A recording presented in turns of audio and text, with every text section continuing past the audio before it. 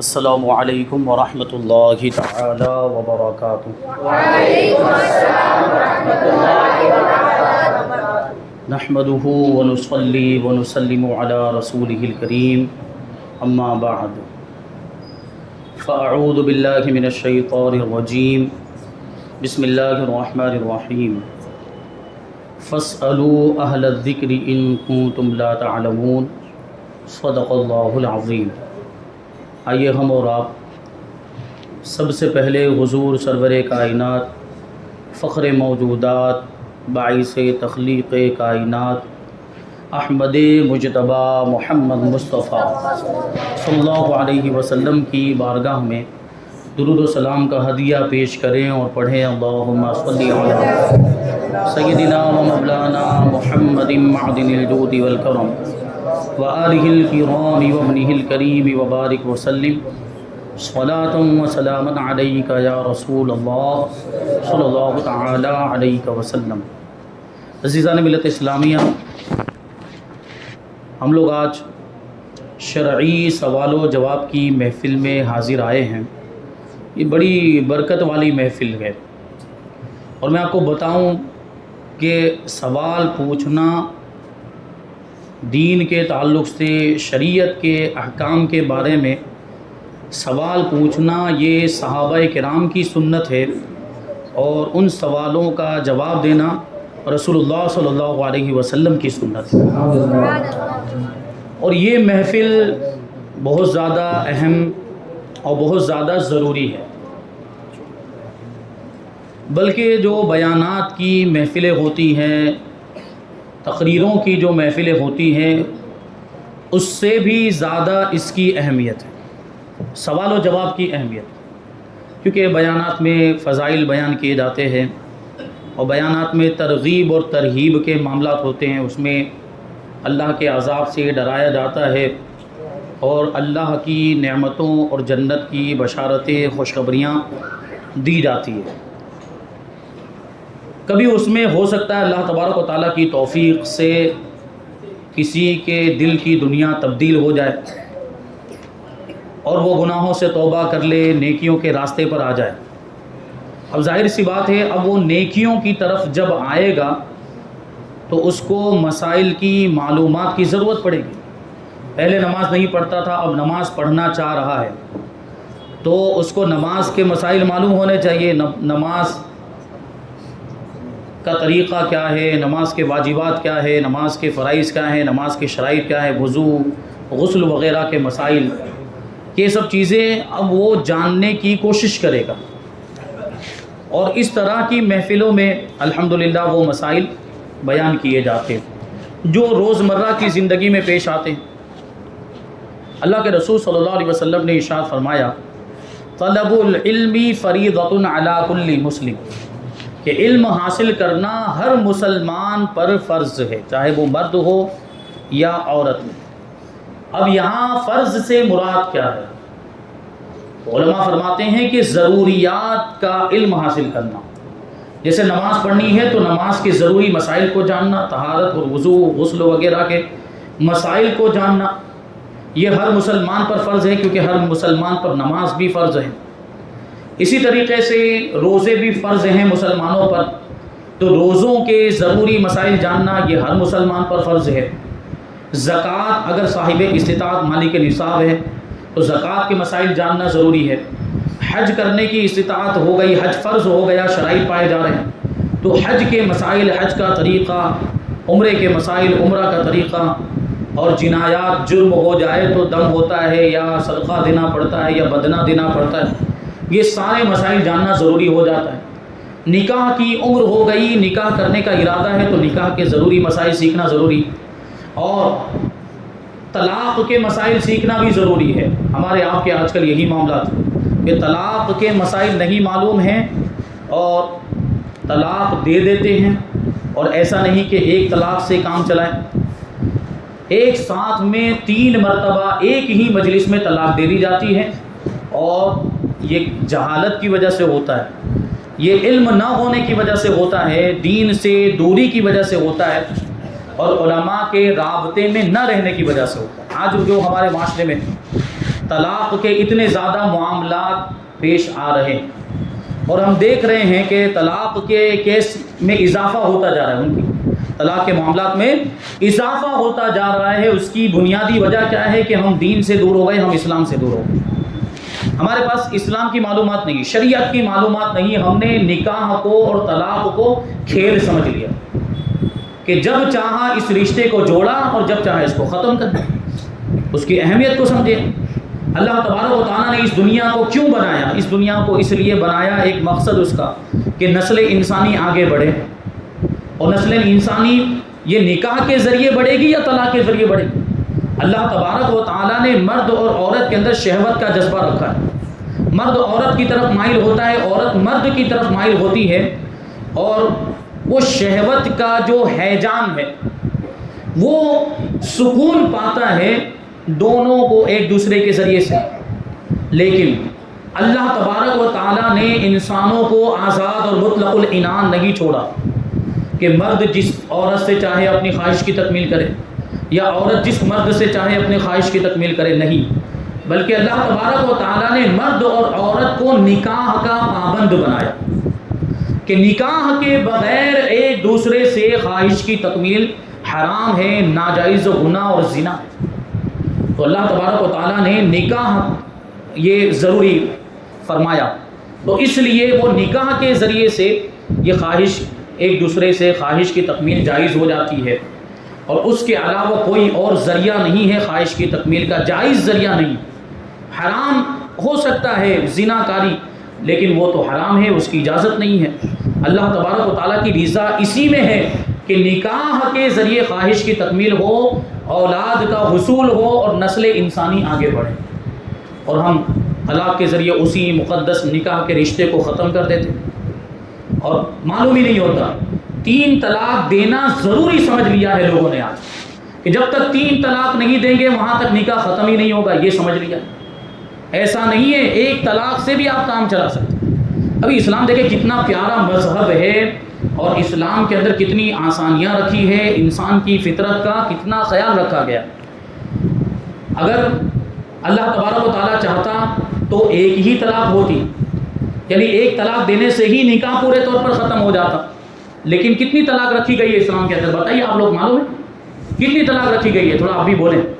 3 طلاق رکھی گئی ہے، 3 طلاق۔ قرآن مجید کے اندر حکم ہے الطلاق مرتان، یہ طلاق 2 مرتبہ ہے، یعنی وہ طلاق جس کے بعد رجوع ہو سکتا ہے، جس کے بعد رجعت ہو سکتی ہے، وہ 2 ہے، اور اس کے بعد تیسری طلاق کا ذکر آنے والی آیت کریمہ کے اندر ہے فَإِن طَلَّقَهَا فَلَا تَحِلُّ لَهُ مِن بَعْدُ حَتَّى تَنكِحَ زَوْجًا غَيْرَهُ۔ اب اگر شوہر بیوی کو تیسری مرتبہ بھی طلاق دے دے تو اب وہ عورت اس کے بعد اس کے لیے حلال نہیں رہے گی یہاں تک کہ وہ دوسرے شوہر سے نکاح نہ کر لے، یعنی حلالہ نہ کروا لے۔ حلالہ جب تک اب نہیں ہو جاتا وہاں تک اب وہ پہلے شوہر کے لیے حلال نہیں ہوگی۔ تو یہ اسلام کے اندر 3 طلاق کا کانسیپٹ کیوں رکھا گیا؟ اس پر کبھی آپ نے غور کیا؟ سوچا کبھی کہ 3 طلاق کیوں رکھی گئی؟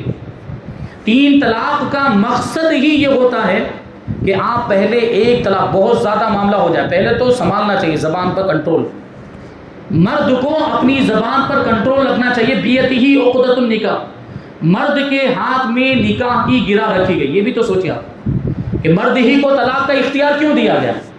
یہ بھی تو سوال ہوتا ہے غیروں کی طرف سے ہم پر کہ مردوں کو طلاق کا اختیار دیا گیا ہے اور عورت کو کوئی اختیار نہیں ہے۔ اس پر بھی گفتگو کی جا سکتی لمبی کہ عورت کو مرد کے مقابلے میں عورت کے لیے کئی آپشن ہے، شوہر کے لیے ایک ہی آپشن ہے نکاح کو ختم کرنے کا، جبکہ عورت کے لیے 3 آپشن ہے۔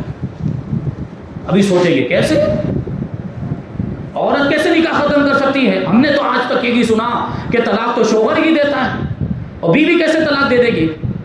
تو معلومات نہ ہونے کی وجہ سے آپ کے ذہن میں یہ سوال آئے گا۔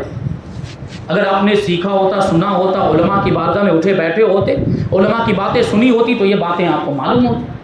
شوہر کے پاس نکاح کو ختم کرنے کا ایک ہی ذریعہ ہے، وہ ہے طلاق۔ آپ سے اگر کوئی غیر پوچھے کہ آپ نے تو عورت کو بالکل مجبور کر دیا، اسلام نے معاذ اللہ عورت کو مجبور کر دیا کہ اس کے پاس تو کوئی اختیار نہیں ہے۔ سب سے پہلے تو یہ سوچیں کہ شوہر کو طلاق کا اختیار کیوں دیا گیا اور عورت کو کیوں نہیں دیا گیا۔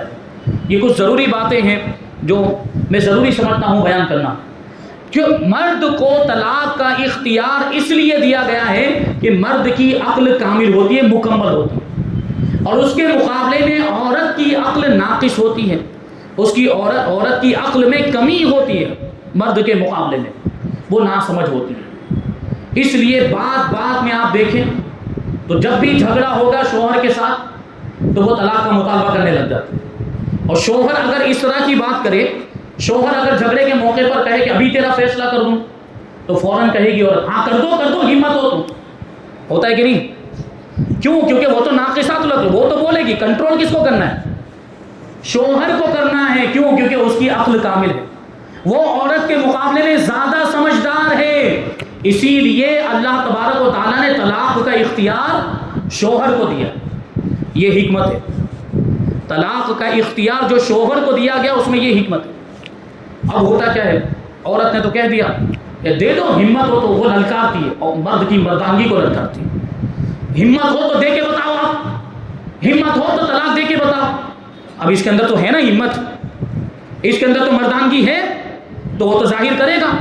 اب وہ ایک نہیں، ایک ساتھ میں 1 2 3 تین فائرنگ کر دیتا ہے، مردانگی کا اپنی اظہار کرتا ہے، اپنی ہمت اور اپنی بہادری کا اظہار کرتا ہے، لیکن اپنی عقل کا مظاہرہ نہیں کرتا۔ اللہ تبارک و تعالیٰ نے تو اس کو طلاق کا اختیار اس لیے دیا تھا کہ اس کی عقل کامل ہے، اس کے اندر زیادہ سمجھداری پائی جاتی ہے، لیکن وہ بھی یہاں پہ بے وقوف ہو جاتا ہے۔ تو یہ سارے معاملات آپ سمجھنے کی کوشش کریں۔ پھر کیا ہوتا ہے، جب 3 طلاق دے دیا، اب پچھتاوا ہو رہے ہیں، اب مستقبل کا خیال آتا ہے، ابھی اب فیوچر کا خیال کہ فیوچر کیسا ہوگا، بچوں کا خیال آتا ہے، بچوں کا کیا ہوگا۔ تو اب مفتیان کرام کی بارگاہ میں، حضرت کوئی حل ہو تو بتا، بھائی تو نے 3 مرتبہ بول دیا، اب کیا حل نکلے گا حلالے کے علاوہ؟ طلاق دینے سے پہلے پوچھنا چاہیے کہ طلاق دینے کے بعد پوچھنا چاہیے؟ اکثر مسائل ایسے ہی دارالفتاء میں آتے ہیں کہ 3 مرتبہ بول چکا ہے اور اب آ رہا ہے پوچھنے کے لیے۔ جب دے رہا تھا اس وقت یہ کیوں نہیں خیال آیا کہ پہلے مسئلہ پوچھوں کہ دینی چاہیے کہ نہیں دینی چاہیے، اور اگر دینی ہے تو کتنی دینی، 1 دوں یا 2 دوں یا 3 دوں؟ آ کر پوچھنا چاہیے کہ نہیں پوچھنا چاہیے؟ یا پہلے سے معلومات حاصل کر کے رکھنی چاہیے تھی کہ نہیں؟ نہیں، معلومات نہیں، اب وہ فائرنگ ہو رہی ہے، 1 بار 2 بار 3 بار، تو آپ گولی بھی کسی کو چلائے، گولی ماریں، 3 گولی بندوق میں سے نکلی ہے، نشانہ صحیح ہے، تو 3 گولی لگے گی کہ نہیں لگے گی؟ لگے گی۔ عورت کی طرف نسبت کرتے ہوئے 3 بار بولا تو 3 طلاق بھی پڑھنی ہے۔ اب آپ سوچیں کہ نہیں 1 ہی ہو جائے، 2 ہی ہو، ایسا نہیں ہو سکتا، یہ شریعت کے ساتھ آپ کا مذاق۔ تو طلاق کو کھیل بنا لیا، کیسے کیسے مسائل ہمارے سامنے آتے ہیں۔ اس دن میں نے جناب عادل نورانی صاحب کو یہ واقعہ بتایا کہ میاں بیوی بیٹھ کر ٹی وی دیکھ رہے تھے، سیریل، اور وہ سیریل بھی کون سا؟ اسلامی سیریل، مسلمانوں کے سارے معاملات اس میں دکھا رہے ہیں۔ اللہ کی پناہ، ویسے بھی سیریل دیکھنا حرام ہے، اور خاص طور پر ایسے سیریل جس میں مسلمانوں کے کچھ معاملات بتائے جا رہے ہوں، اس میں اکثر و بیشتر شریعت کا مذاق اڑایا جا رہا ہوتا ہے۔ ایسے سیریل کو تو ہرگز بھی نہ دیکھیں، ایمان جانے کا اندیشہ ہے آپ کے، ایمان جانے کا اندیشہ ہے۔ اب وہ دونوں دیکھیں کیا ہوا، وہ سیریل کی وجہ سے وہ دونوں میاں بیوی بیٹھ کر سیریل دیکھ رہے تھے، اس میں مسلمانوں کے معاملات، میاں بیوی کے معاملات۔ اب وہ سیریل کے اندر جھگڑا ہوا میاں بیوی کا، اور شوہر نے بیوی کو طلاق دے دی۔ اب یہ دونوں جو ٹی وی دیکھ رہے ہیں، دونوں میاں بیوی جو ٹی وی دیکھ رہے ہیں سیریل، وہ ان دونوں سیریل والے میاں بیوی کی نقل کر رہے ہیں، وہ جو کر رہے ہیں وہ یہ دونوں بھی کر رہے ہیں۔ تو اس میں شوہر نے طلاق کے الفاظ بیوی کو بول دیے سیریل کے اندر، تو یہاں ٹی وی دیکھنے والے شوہر نے بھی اس کی نقل کرتے ہوئے اپنی بیوی کو 3 طلاق بول دی۔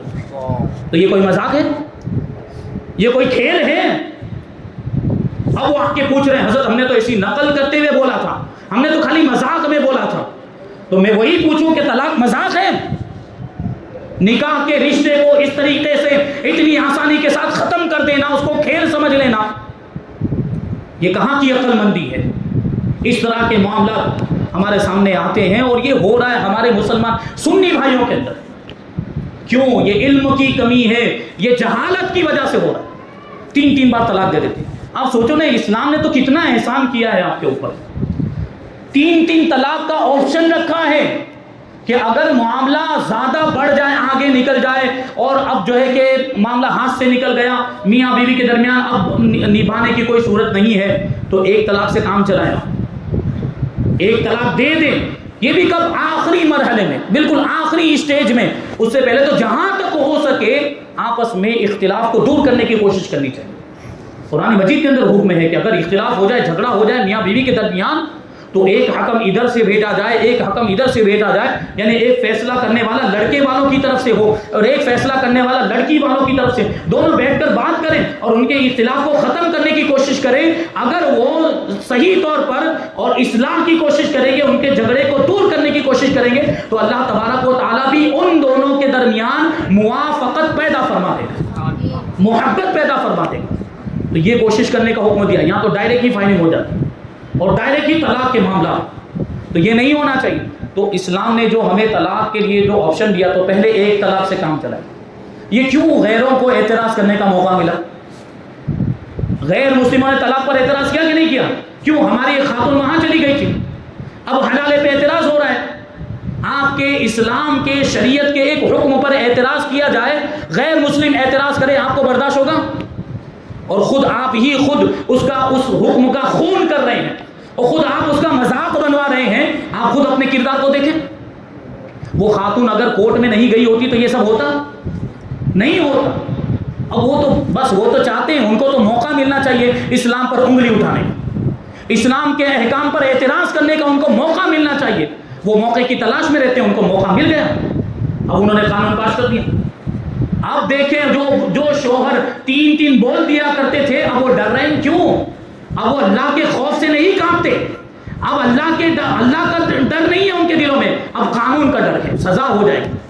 خدا سے ڈرے ہوتے، خدا کا خوف کیا ہوتا تو یہ قانون پاس ہی نہ ہوتا. اب 3 طلاق دینے سے ڈرتا ہے نا انسان؟ ڈرتا ہے کہ نہیں؟ کیوں؟ 1 سال کی سزا ہو جائے گی. اور پہلے خدا کی بارگاہ میں سزا کا خوف ہوتا تو یہ کرتے ہی نہیں، اور ان کو اسلام پر یہ اعتراض کرنے کا موقع ہی نہیں ملتا. تو اسلام نے یہ ہم پر احسان کرتے ہوئے 3 طلاق کا کانسیپٹ رکھا ہے.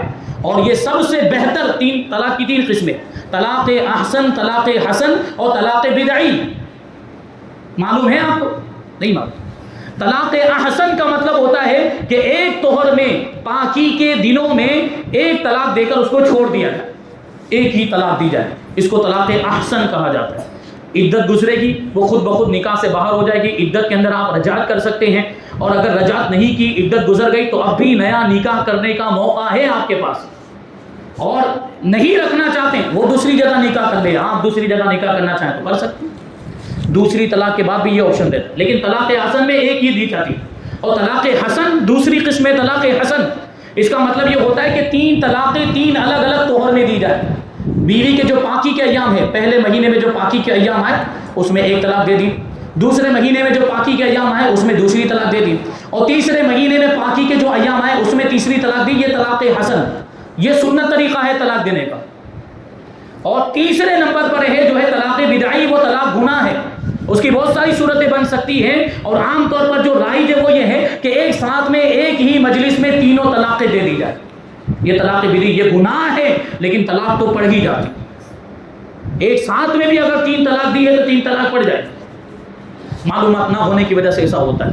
جبکہ اللہ تبارک و تعالیٰ کا کتنا بڑا احسان ہے کہ اسلام کے اندر اس نے یہ طلاق کا کانسیپٹ رکھا. یہ غیر مسلم، میں آپ کو بتاؤں، یہ غیر مسلم ہمارے اسلام کے اندر جو طلاق کا تصور ہے اس پر اعتراض کرتے ہیں. وہ خود اپنے مذہب کو دیکھیں. غیر مسلموں کی بات کرتا ہوں، وہ خود اپنے گریبان میں جھانک کر دیکھیں. ان کے مذہب میں تو طلاق کا تصور ہی نہیں ہے. مذہب کی بات کرتا ہوں، گورنمنٹ کے قانون کی بات نہیں کرتا ہوں. ان کے مذہب کے اندر، ہندو مذہب کے اندر، ہندو مت یا سناتن دھرم جو بھی دیکھیں، اس میں طلاق کا تصور ہی نہیں ہے. آپ دیکھیں گے اس میں تو وہ عورت کو ستی کر دیا جاتا تھا. شوہر مر گیا، عورت کے زندہ رہتے ہوئے تو اس کو منحوس سمجھا جاتا تھا. شوہر پتی کی چتا کے ساتھ بیوی کو بھی جلا دیا جاتا تھا، بیوی کو بھی اس کی چتا پر. اور آج ظلم کی بات کرتے کہ اسلام جو ہے عورتوں پر ظلم کرتا ہے. ظلم تو تمہارے مذہب کے اندر ہے. اسلام نے تو عورت کو اس کا مقام و مرتبہ بتایا، عورت کا صحیح مقام و مرتبہ بتایا. یہ عورت کی عزت کی حفاظت کی ہے اسلام نے، صحیح احکام. تو ان کے مذہب میں تو طلاق کا تصور ہی نہیں ہے.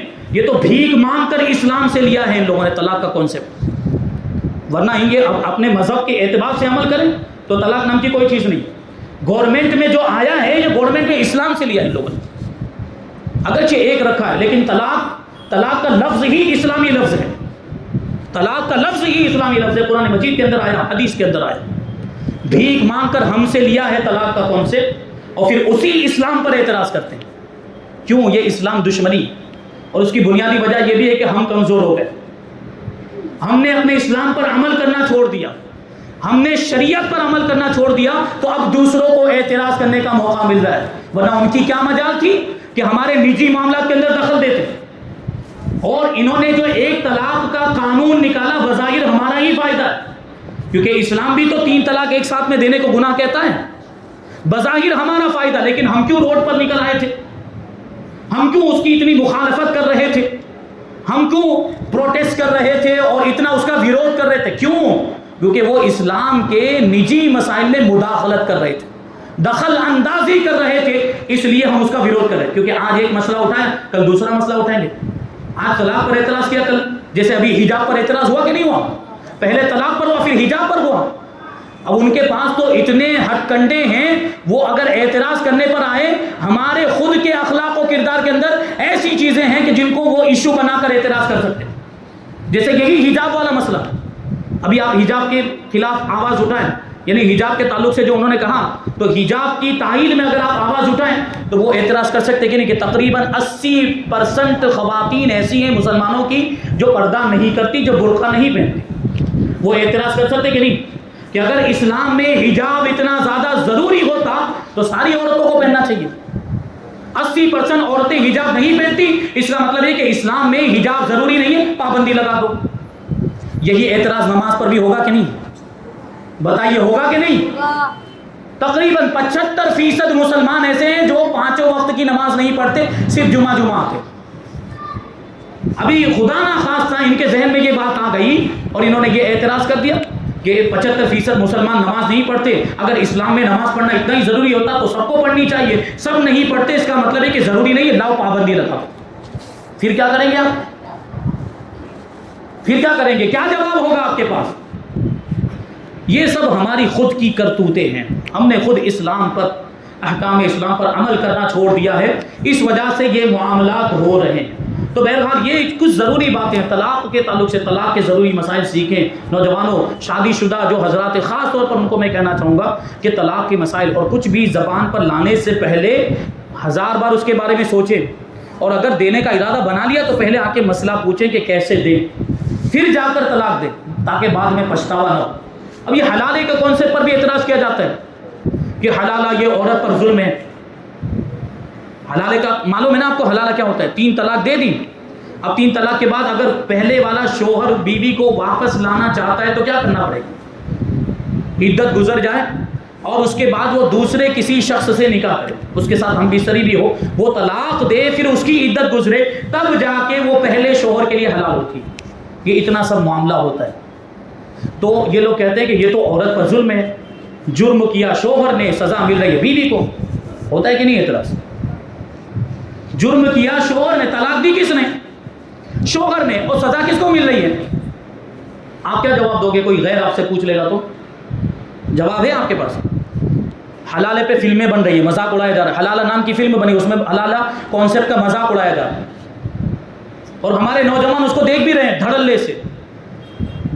ہمارے اسلامی احکام کا مذاق اڑایا جا رہا ہے، اور اللہ کی پناہ جو ہمارے اندر ہی کچھ ایسے لوگ ہیں جو پڑھے لکھے مانے جاتے ہیں، لبرل قسم کے، آزاد خیال، جب اس طرح کی کوئی بات ہوتی ہے تو وہ اپنے ہی مذہب کو کمزور سمجھنے لگ جاتے ہیں، معاذ اللہ، ان کے اعتراض کو مضبوط سمجھتے ہیں، اور ہمارے مذہب تو بھائی تم علماء سے آ کر پوچھو تو صحیح، یہ اعتراض آیا تو حضرت اس کا کیا جواب ہوگا؟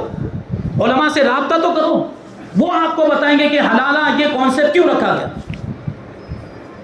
سنیں، ہم سے سنیں، الحمدللہ ہم جواب دیں گے آپ کو۔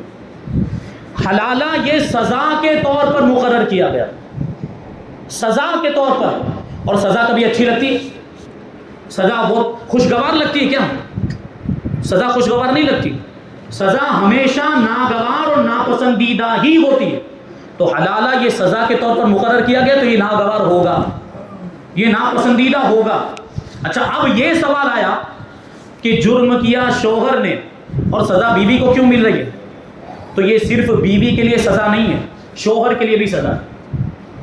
شوہر کے لیے بھی سزا ہے. اب ابھی مجھے بتائیے کہ بیوی اگر نکاح میں ہو تو کون سا شوہر یہ چاہے گا کہ اس کی بیوی دوسرے مرد کے یہاں رات گزارے؟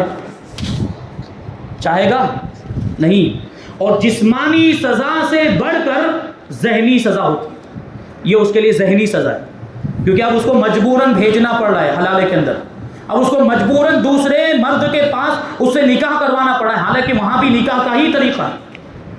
اور پھر وہ طلاق دے، اس کی عدت گزرے، ہم بستری بھی ہو، پھر اس کے لیے حلال ہوگی. تو یہ شوہر کے لیے بھی سزا ہے اور بیوی کے لیے بھی سزا. کیوں؟ کیونکہ طلاق کے جتنے بھی معاملات ہوتے ہیں اس میں سب سے بڑھ کر کردار عورت ہی کا ہوتا ہے. زیادہ تر عورت ہی کی وجہ سے معاملات آگے بڑھتے. میں نے ابھی جیسے کہا کہ مناقصات العقل ہوتی، کنٹرول مرد کو کرنا ہے. تو مرد اگر کنٹرول نہیں کرتا تو طلاق کے معاملات ہو جاتے ہیں. وہ بیوی تو ابھارے گی، بیوی تو کہے گی کہ طلاق دے دو، وہ تو مطالبہ کرے گی، لیکن آپ کو اس کو کنٹرول کرنا ہے، معاملے کو سنبھالنا ہے. بسا اوقات اکثر تو یہی ہوتا ہے. ہاں کبھی ایسا بھی ہو سکتا ہے شوہر کی بھی غلطی ہو سکتا ہے ایسا، لیکن اکثر و بیشتر بیوی کی. تو اس کے لیے بھی سزا، اور سزا کبھی بھی خوشگوار نہیں ہوتی. اور سزا کو کوئی بھی ناانصافی اور ظلم نہیں کہتا. ابھی کسی نے کسی کا مرڈر کر دیا، پرانے زمانے میں ہمارے ملک کے اندر اس کے لیے کیا سزا تھی؟ پھانسی کی سزا. ہو پھانسی پہ چڑھا دیا، کتنی ناانصافی، کتنا بڑا ظلم ہوا. کوئی بولتا ہے نہیں، بلکہ تو اس کو تو انصاف کہا جاتا کہ یہ انصاف ہوا، وہ قاتل تھا، اس کی سزا ہی یہ تھی کہ اس کو پھانسی پر چڑھا دیا جائے. اور ابھی اس زمانے میں بھی دیکھیں تو اس کو عمر قید کی سزا کم سے کم ہوتی کہ نہیں ہوتی؟ عمر قید کی سزا. تو کیا اس کو کوئی ظلم کہتا ہے؟ کیا کوئی اس کو ناانصافی کہتا ہے؟ اس کو تو انصاف کہا جاتا ہے، اس کو تو عدل کہا جاتا ہے. یہ تو عدل ہے کیونکہ اس نے جرم کیا تھا اس لیے اس کو سزا ملی. یہ ظلم نہیں، یہ انصاف ہے. تو یہاں پر بھی تو جرم ہو رہا ہے، تو وہ جرم کیا ہے اس لیے اب اس کو سزا مل رہی ہے. اس کو آپ ناانصافی یا ظلم نہیں کہہ سکتے. یہ اسلام کا انصاف ہے، یہ اسلام کا عدل ہے. اب دنیا والوں کو سمجھ میں آئے کہ نہ سمجھ میں آئے، مسلمانوں کو تو ضرور سمجھ میں آنا چاہیے. یہ بات ہے. آپ پوچھیں علماء سے، رابطہ کریں کہ یہ کیا چیز ہے. اعتراض ہو رہا ہے تو اس کا جواب مانگیں. الحمدللہ علماء آپ کو جواب دیں. تو یہ حلالے کا کانسیپٹ رکھا گیا ہے اسلام میں اسی وجہ سے. اور یہ پہلے سے اگر مسئلہ معلوم ہوگا نا کہ 3 طلاق دے دیں گے تو پھر حلالہ کروانا پڑے گا، تو وہ 3 طلاق دے گا ہی نہیں. 1 سے کام چلائے گا یا 2 سے چلائے گا. وہ بے وقوفی نہیں کرے گا. پھر یہ طلاق حلالہ کا کانسیپٹ رکھنے کا بھی یہ مطلب. اور ہم نے ڈائریکٹ یہ بھی تو نہیں کہا، اسلام کا ڈائریکٹ یہ بھی حکم نہیں ہے کہ 1 طلاق دے دی تو اب حلالہ کرواؤ. نہیں، 1 کے بعد بھی حلالہ نہیں، 2 کے بعد بھی حلالہ نہیں، حلالہ 3 کے بعد رکھا ہے تاکہ انسان وہاں تک پہنچے ہی نہ. 1 ہی سے کام چلا لے، 2 سے کام چلا لے، وہاں تک نوبت ہی نہ آنے پائے. اگر طلاق دینے بھی ضرورت پڑ جائے تو 1 دے یا 2 دے، اس کے بعد طلاق نہ دے. کیونکہ اسلام کا حکم یہ ہے. اور ہم نے اس کو سمجھا ہی نہیں، ہم نے اس کو جانا ہی نہیں، ہم نے اس پر عمل ہی نہیں کیا، دوسروں تک پہنچایا ہی نہیں. تو پھر غیر اعتراض نہیں کریں گے تو کیا ہوگا؟ تو یہ اس طرح جو معاملات ہوتے ہیں طلاق کے معاملات، اور جو بھی یہ مسائل پیش آ رہے ہیں، اور آج جو ہمارے معاشرے کے اندر طلاق کے کیسز میں جو اضافہ ہو رہا ہے وہ جہالت کی وجہ سے ہو رہا ہے، علم نہ ہونے کی وجہ سے ہو رہا ہے. آج دارالفتاء جو چل رہے ہیں نا، دارالفتاء میں صرف زیادہ تر، اکثر و بیشتر 2 طرح کے مسائل پوچھنے کے لیے آتے ہیں لوگ. یا تو طلاق کا مسئلہ لے کر آئیں گے، یا کون سا آپ خود ہی بتائیں، میراث کے مسائل لے کر آئیں گے. کیوں؟ طلاق میں یہاں بول دیا ہوتا ہے، پچھتاوا ہو رہا ہوتا ہے، اس لیے پوچھنے کے لیے آتے ہیں. اور وہاں دولت ملنے والی ہوتی ہے، میراث کے اندر دولت ملنے والی ہوتی ہے، اس لیے دارالفتاء کا رخ کرتے ہیں. نماز کا مسئلہ پوچھنے کے لیے، زکوٰۃ کا مسئلہ پوچھنے کے لیے، تجارت کاروبار کر رہے ہیں، کوئی نیا کاروبار شروع کر رہے ہیں، یہ مسئلہ وہ مسئلہ، حج کا عمرے کا مسئلہ، وہ پوچھنے کے لیے نہیں آئیں گے. بہت کم لوگ آتے ہیں. کیوں؟ پہلے ہی سے سوچتے، پہلے ہی سے غور کرتے، پہلے ہی سے معلومات حاصل کرتے، تو یہ نوبت ہی نہیں آتی. تو بہرحال یہ سارے ہمارے مسائل الحمدللہ، اگر وہ طلاق کا بھی مسئلہ پوچھنے کے لیے آ رہے ہیں، میراث کا بھی، دارالفتاء اس کے لیے ہے، لیکن دوسری چیزیں بھی تو پوچھیں. دوسری ضروریات نہیں ہیں کیا ہماری زندگی کے اندر؟ وہ بھی تو پوچھنا چاہیے. نماز کے مسائل پوچھیں، روزے کے مسائل پوچھیں، حج کے مسائل پوچھیں، کاروبار کے تو معاملات اللہ کی بنا. کیسے کیسے نئے نئے کاروبار مارکیٹ میں آ گئے، اور بغیر کسی فکر کے اور بغیر کچھ سوچے سمجھے بس اس میں ملوث ہو جاتے ہیں. اور پھر کیا ہوتا ہے، ملوث ہو گئے، اب پوچھنا ہے. کاروبار شروع کر دیا، اب پوچھنا ہے حضرت یہ جائز ہے کہ ناجائز، حلال ہے کہ حرام. بھائی تو پہلے پوچھتا، کاروبار شروع کرنے سے پہلے پوچھنا چاہیے تھا، شروع کر دیا اس کے بعد پوچھو۔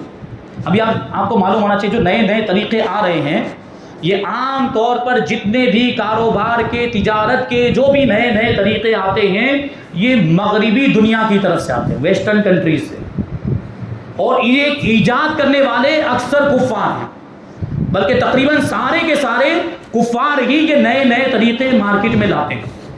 تو اب وہ کفار ہیں تو وہ کیا شریعت کی رعایت کریں گے؟ کیا وہ شریعت کے قانون کو دیکھیں گے کہ ہم یہ جو نیا طریقہ لانچ کرنے جا رہے ہیں، نیا کاروبار، یہ اس کو مارکیٹ میں اتارنے جا رہے ہیں، تو شریعت اس کے بارے میں کیا کہتی ہے، اسلام اس کے بارے میں کیا، وہ معلوم کریں گے؟ تو کس کو معلوم کرنا ہے؟ ہم کو معلوم کرنا ہے۔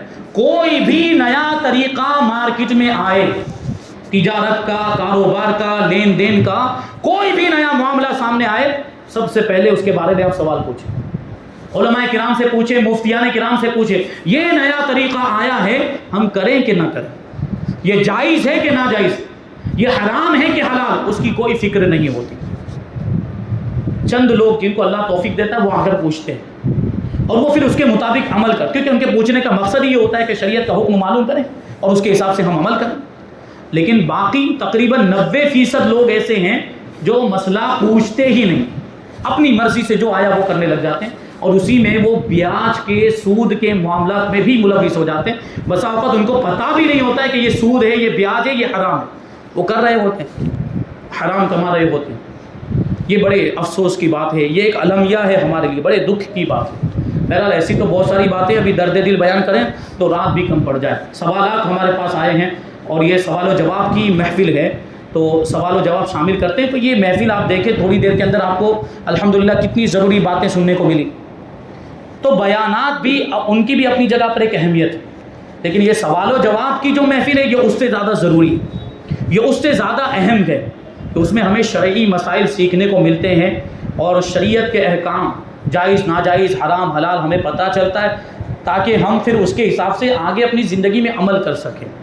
تو ایسی محفلیں اور زیادہ منعقد ہونی چاہیے، اور ایسی محفلوں میں اور زیادہ شرکت کرنی چاہیے، کہ یہ محفلیں بہت زیادہ ضروری ہے۔ تو اب ہم سوال و جواب کا سلسلہ شروع کرتے ہیں۔ کچھ سوالات ہمارے پاس ہیں۔ جی حضرت کی بارگاہ میں عرض یہ ہے کہ اس مسئلے میں رہنمائی فرمائیں کہ آج بڑی رات ہے، اور بڑی رات کو عموماً لوگ جو ہے وہ نفل پڑھنے کے لیے مسجدوں میں آتے ہیں، تو بڑی راتوں میں نفل پڑھنا زیادہ بہتر ہے، یا جو اپنی نماز چھوٹ گئی ہے اس کو قضا کرنا زیادہ بہتر ہے؟ سوال سمجھ میں آ گیا کہ بڑی راتوں میں شب معراج، شب براءت، شب قدر وغیرہ میں ہم عبادتیں کرتے ہیں، الحمدللہ بہت اچھی بات ہے، لیکن یہاں پر ایک چیز یہ بھی تو ذہن میں رہے کہ کیا صرف یہی راتیں عبادت کے لیے ہیں؟ یہ تو ہم نے اپنی آسانی کے لیے، یا شریعت نے ہماری آسانی کے لیے کچھ راتیں ایسی مقرر فرما دی کہ ان میں عبادت کرو تو زیادہ ثواب ہے، لیکن اس کا یہ مطلب تھوڑی ہے کہ بس بڑی رات میں عبادت کر لی، اب پورا سال گناہ کرتے رہے، کوئی مطلب نہیں۔ کیا اس کا یہ مطلب ہے؟ نہیں۔ تو جو سوال وہ یہی ہے کہ بڑی رات میں آپ نفل نماز، خوب پوری رات جاگ کر نفل نماز پڑھ رہے ہیں، خوب تسبیح پڑھ رہے ہیں اور خوب عبادت کر رہے ہیں، اور پورے سال کی نمازیں آپ کی چھوٹی ہوئی ہے جمعہ کے علاوہ، صرف جمعہ پڑھنے کے لیے آتے ہیں۔ تقریباً 80% ہمارے بھائی ایسے ہیں جو صرف جمعہ کی نماز پڑھتے ہیں۔ کیوں؟ کیونکہ ہم صفوں سے خود اندازہ لگائیں، یہ آپ کی مسجد کے اندر کتنی صفیں ہیں؟ 8 صفیں، ہر نماز کے اندر یہ مشکل سے 2 یا 3 صف ہوتی، اور جمعہ کے اندر کتنے ہوتے ہیں؟ جمعہ کے اندر وہ بھی پھول، اوپر بھی پھول، پرسنٹیج نکالیے، فیصد نکالیے، آپ کو اندازہ ہو جائے کتنے فیصد 5 وقت کی نماز پڑھتے ہیں اور کتنے فیصد ہے جو جمعہ کی نماز پڑھتے ہیں۔ یہ تو ہمارا حال ہے۔ تو نفل نماز کا معاملہ یہ ہے کہ جب تک فرض نماز ہمارے ذمے پہ باقی ہے، نفل نماز معلق رہتی ہے، لٹکی ہوئی رہتی ہے، ثواب نہیں ملتا۔ جب آپ اپنی ساری فرض نمازیں جو باقی ہیں جب تک وہ ادا نہیں کریں گے، یہ نفل نماز کا ثواب آپ کو نہیں ملے گا۔ کیوں؟ کیونکہ آپ نے ایک ضروری کام چھوڑ دیا ہے اور غیر ضروری کام کر رہے ہیں۔ نفل کا مطلب کیا ہوتا ہے؟ نفل نماز کا یا کوئی بھی نفلی عبادت کا یہ مطلب ہوتا ہے کہ کریں تو ثواب اور نہ کریں تو کوئی گناہ نہیں۔ نفل نماز اگر نہیں بھی پڑھیں گے تو کوئی گناہ نہیں، لیکن فرض کا مطلب کیا ہوتا ہے؟ فرض کا مطلب یہ ہوتا ہے کہ جس کا کرنا نہایت ہی ضروری، اور جس کو چھوڑنا حرام اور چھوڑنے والا گناہ کبیرہ کا مرتکب ہے، عذاب جہنم کا مستحق ہے۔ فرض کتنا اہم ہے، تو اب ظاہر سی بات نفل کے مقابلے میں زیادہ ضروری کیا ہوا؟ فرض۔ تو جو ضروری کام ہے وہ ہم پہلے کریں گے یا جو غیر ضروری وہ کریں گے؟ اس کو میں اکثر ایک مثال کے ذریعے سمجھاتا ہوں کہ ایک آدمی ملازم ہے جو کسی دکان میں یا کسی کارخانے میں کام کرتا ہے، اور اس کا ایک باس ہے، اس کا ایک سیٹ ہے۔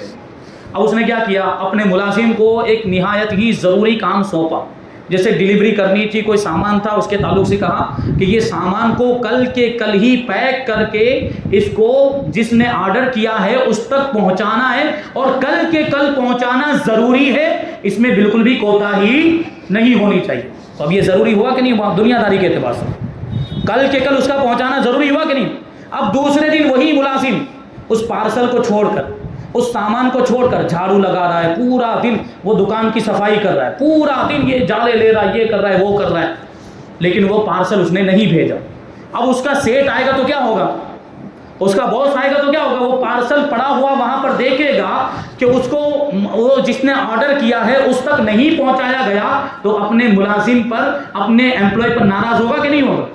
کہ ضروری کام چھوڑ کر غیر ضروری کام میں لگا ہے، جھاڑو لگا رہا ہے، صفائی کر رہا ہے، ناراض ہوگا کہ نہیں ہوگا؟ ہو بھی سکتا ہے کہ اس کو نوکری سے نکال دے۔ تو ہم بھی تو پروردگار کے نوکر ہیں، اس کے عابد ہیں، عبادت گزار ہیں پروردگار کے۔ اللہ تبارک و تعالیٰ کی عبادت ہم پر فرض ہے، 5 وقت کی نمازیں ہم پر فرض ہیں، اور وہ فرض نماز کو چھوڑ کر نفل نماز پڑھیں گے تو خدا راضی کیسے ہوگا؟ ضروری کام چھوڑ کر غیر ضروری کام کر رہے ہیں۔ تو ان بڑی راتوں کے اندر بھی خدا نخواستہ آپ کی فرض نمازیں چھوٹی ہوئی ہوں تو پہلے وہ پڑھیں۔